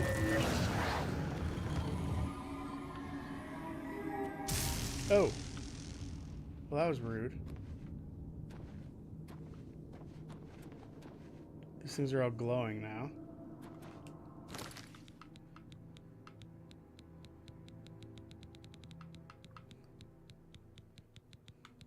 Shock?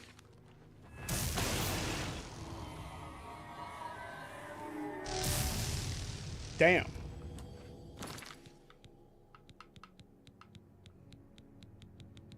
Okay, so it's definitely reacting to shit now. Shock is not the way to go, apparently.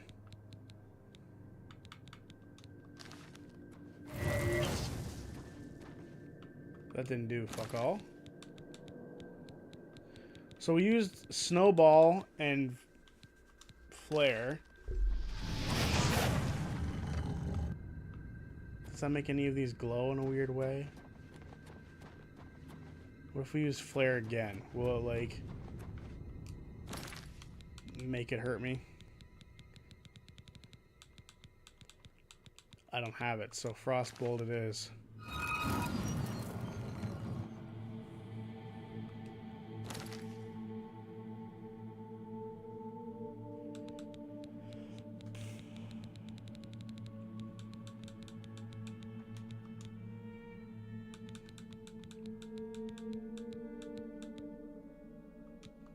Shock didn't work earlier, did it? No, it closes it. Okay. Well, for some reason, I'm out of mana, and I don't want to waste any more scrolls. So I'm gonna careful in here. just... What if I do this? What if I save? Because it's been a while since we've saved. So we should probably save. And then I'll load. See if my magic starts to replenish. If you could erase from your mind any campaign or mini-series barring C2, what would it be? I meant to add to watch it again, blind, as if it were your first time. Probably campaign 3. That's probably weird for some people to hear, but it would probably be campaign 3, simply because I would love to watch campaign 3 without recapping it. That sounds weird, but you have to keep in mind, like, the amount of time that I had to spend doing that was a lot. So for me to be able to just watch it casually again would be really a nice change of pace, I guess is the way I'm going to put it. Like, because I watched all of I had to watch the campaign, right? I had to. Or I would be, like, behind. So I felt as though I was forced to watch it. Does that make sense? So if I were to erase my memory of a campaign and then watch it from beginning to end again, it would be campaign 3. So I could truly, like, appreciate it as a fan again. Yeah. Wait here. Here? This humble battle mage.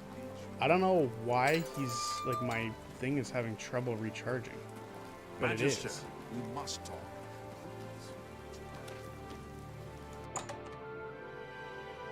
That makes perfect sense. Yeah. I loved campaign the 3 so much.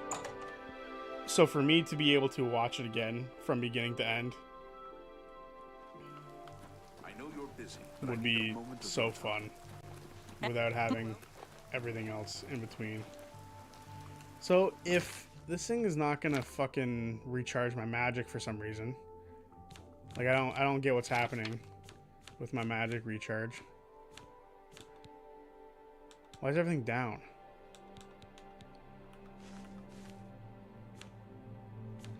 Is it because of this fucking thing that I touched?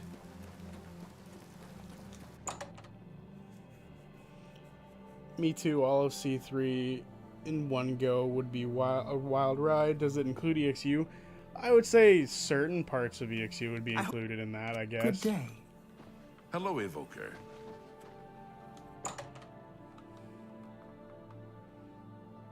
Did this thing screw me out of being able to recharge my mana for some reason? What is this? What is this down here?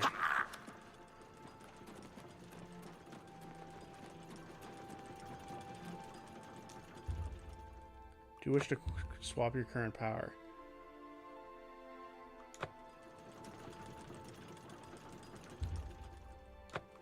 What is that?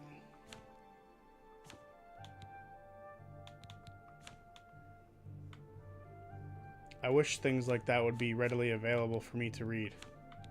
Because I don't get why my stuff is all down. Is my character, like, tired?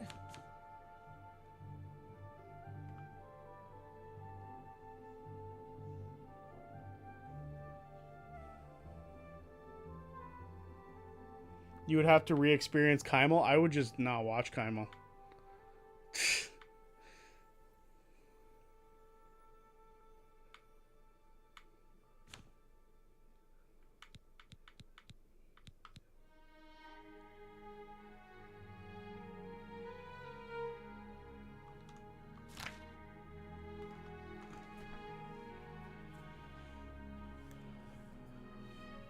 Active effects.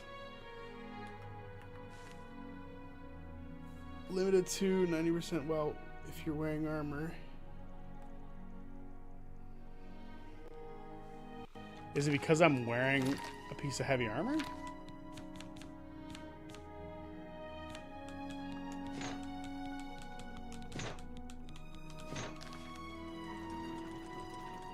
You are over encumbered. Because I took stuff off?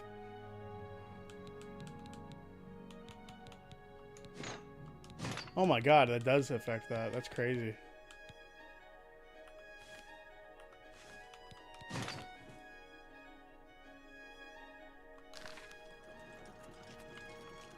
So why is my character getting affected in such a weird way?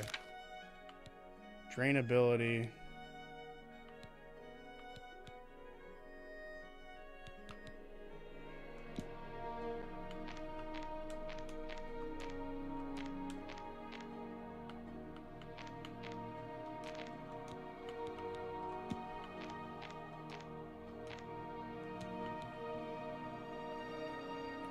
I have a disease?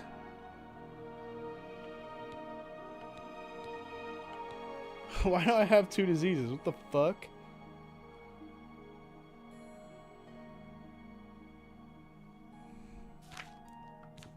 Do I have like a thing that can cure diseases for me?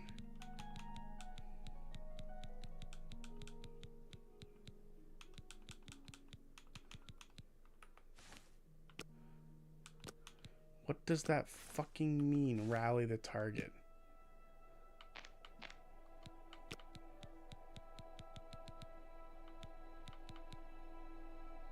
Okay, so now we know what the issue is. I just don't know how to fix it. Episode 91 would hit like a brick under those conditions, though. I will allow Zodiac to remember Sam's cancer. Honestly, like, that would be rough. To remember nothing but that part would suck. Okay, let's see if we can find someone who can cure my diseases here. Like maybe there's a potion stand or something nearby that I can make to fix myself.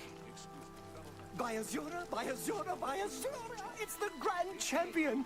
I can't believe it's you standing here next to me. Anyway. I did not realize carrying stuff was like you would take the weight off you. Oh god. Clothing. Back on.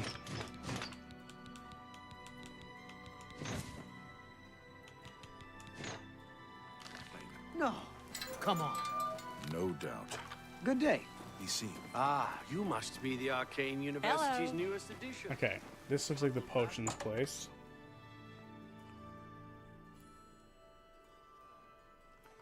So can I brew a potion? Greetings, Evoker. What can... Only You've quality got goods for potions. sale here. What can I interest you in? You don't got potions.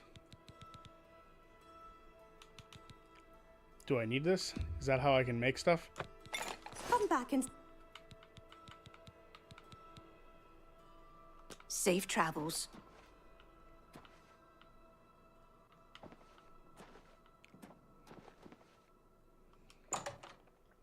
This looks like a potion making place. Mana potions may hold you over until you get a potion of cure disease. Yeah, but can you not make potions in this game?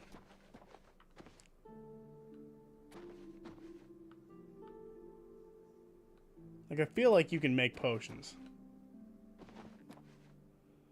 Tell Zodiac all the time, episode 91 is where you... is the where were you when the episode of Camping 3. Yeah, that's true. Huh. I'm starting to get a little bit annoyed because I want to be cured of this disease.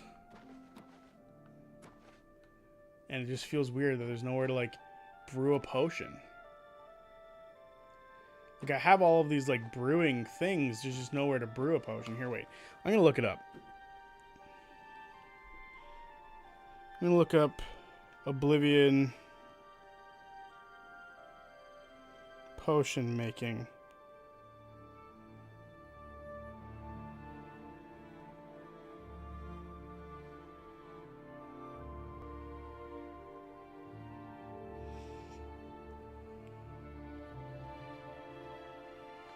Okay.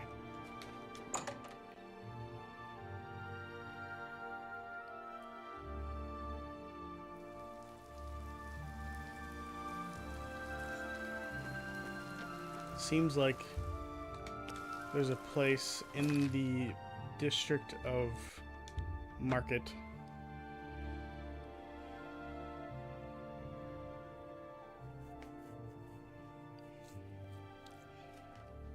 So you do need a mortar and pestle, which I just bought. So maybe now I can go into my inventory and start, like, making potions.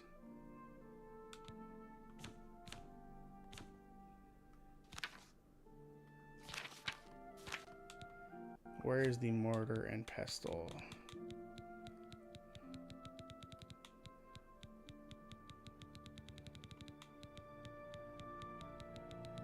Would it have been faster to go the other way?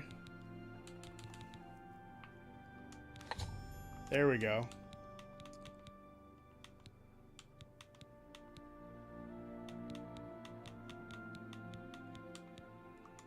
Cure disease. Can I just craft it now?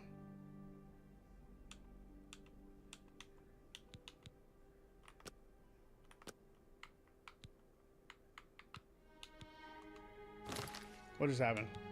God damn it. Gotta go all the way back down to find the fucking thing.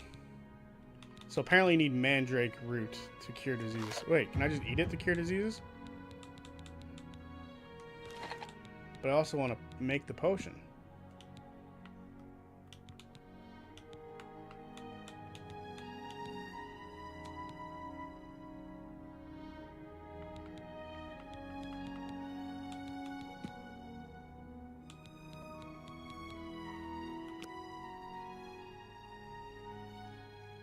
Use the mortar and pestle to combine 2 ingredients or more to create a potion.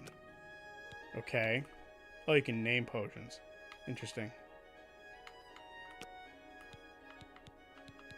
what we'll do, throw that down, and then we'll throw the mandrake. We'll name the potion something. Let's see what happens here. How do I make the potion?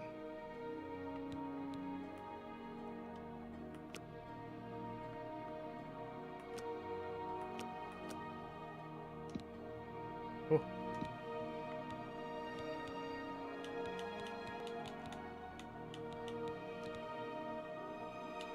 Okay.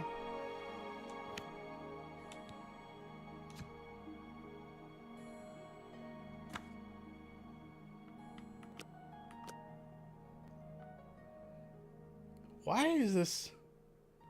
Don't stab homeless people. Oh my gosh, why is this coming up?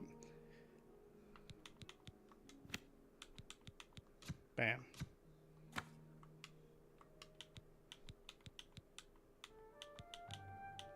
I have all the pieces.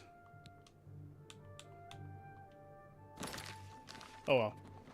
Who knows? Not bad. Oh, am I recharging my mana? What's Oh my the god, news finally. from the other parts of Tamria? Black Marsh has become more dangerous than ever. Many settlers have been lost. I didn't get to make a potion though. Like I'm still lost on how that fucking works.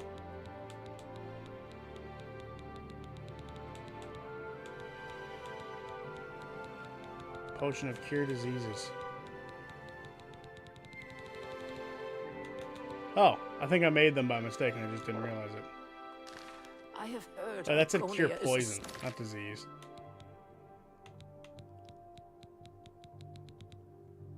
Yeah. Why is this stuff gotta be so complicated? I don't have multiple. Maybe that's why I can't make it. Okay. Strange and I give treacherous up. place. It isn't. Take care. Take care. You also have to have certain level of experience in potion crafting. Oh. I see, I see. So where was this potion store then? Because this is still a little slow on the uptake here on recharging mana for this mission. That's not it. The feed bag. The ingredients all have to share the same quality. Oh, okay. Interesting. The more you know. The best defense. The gilded. This is it. This has got to be it. Anyway, now that that nightmare is mildly over. Hello. I offer the finest goods and lowest prices in all Cyrodiil. I don't need all of your items. I just need crafting stuff.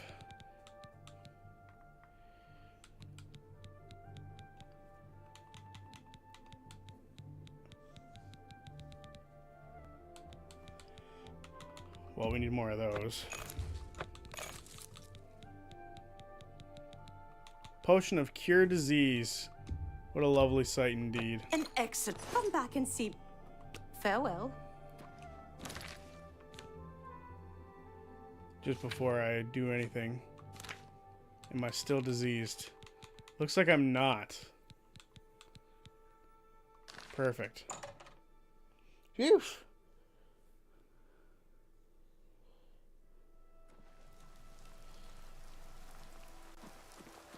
Okay, now that we're no longer diseased, we can go back to that friggin' location and try again with spells that we just have access to. I mean, fantasy realms are what they are. I'm not gonna yuck somebody else's yum. I'm also multitasking while watching and chatting with you guys. Currently lunch errands. Yeah. Well, he keeps harping on, or sorry, Dream keeps harping on me having to shank a Argonian woman so that I could survive. It was necessary, and Dream refuses to agree.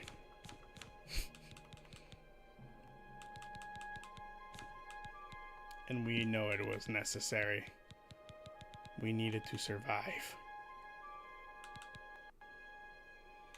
Okay. So we've got a couple of options here.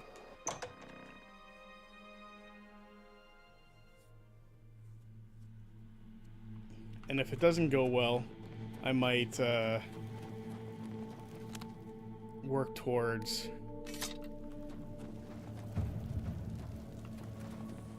leveling up my magic in the off stream, because we have a week before the next stream of this. Be careful in here.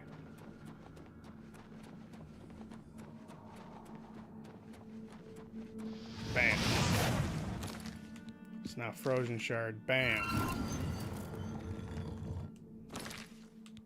Elemental bolt.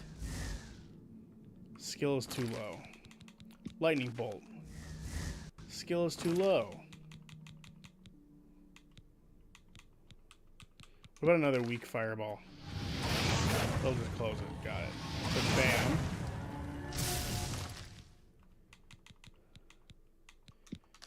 And then freezing. So Avmalog any menace.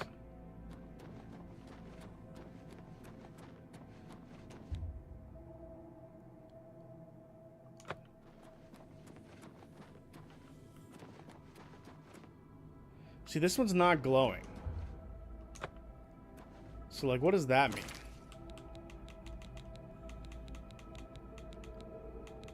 What if I, like, conjured a skeleton? How's my skills too low for that still? It's so annoying. What does Frost the Shell do? Oh, Lord, I'm just never going to be able to do anything with how low my levels are. What about, like, Bound Dagger? And then I shank it.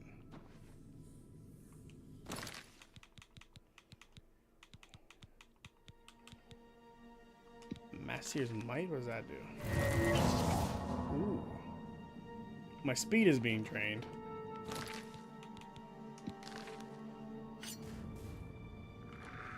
Attack the wall. Attack the wall. So, fire and ice both work. And it looks like these two far ones are glowing now. Oh, never mind.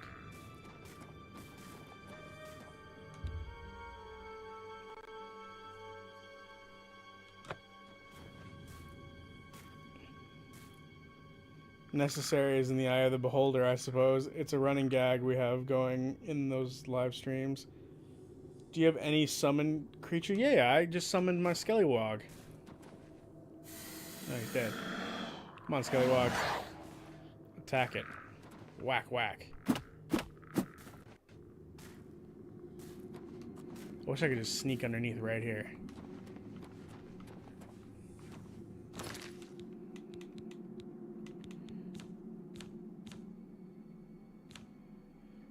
What do we got here? Voice of the Emperor. Oh, oh God.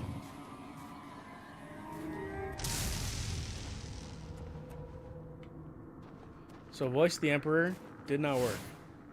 Can only be used once per day. So we know Fireball works, as we can see. We know that Freezing Shard works. Maybe they only glow after a limited amount of time.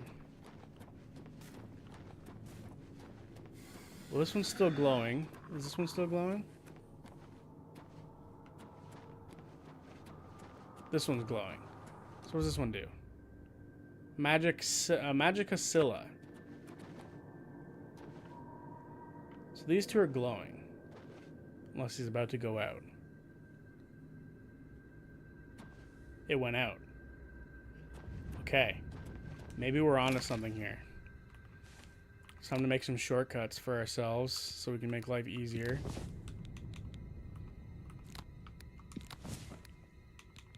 I can't cast Lightning Bolt and I can't cast Elemental Bolt. But maybe we can do Shocking Burst.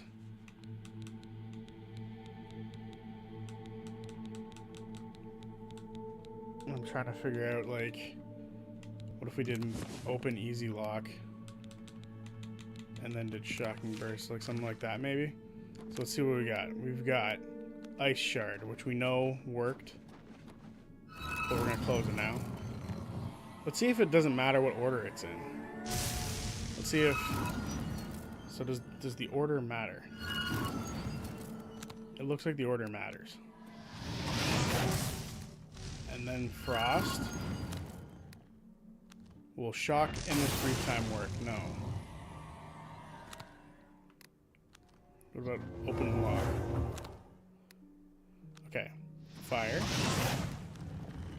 Ice. Open Lock. It closes.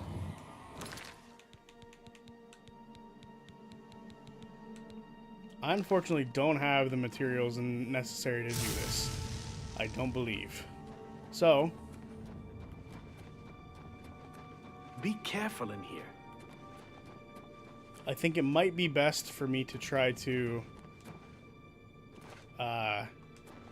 go around casting spells, leveling up my spell casting a little bit during the off stream, and we might as well. Oh wait, I didn't ask how far away they were cast Fireball. I said I cast Fireball.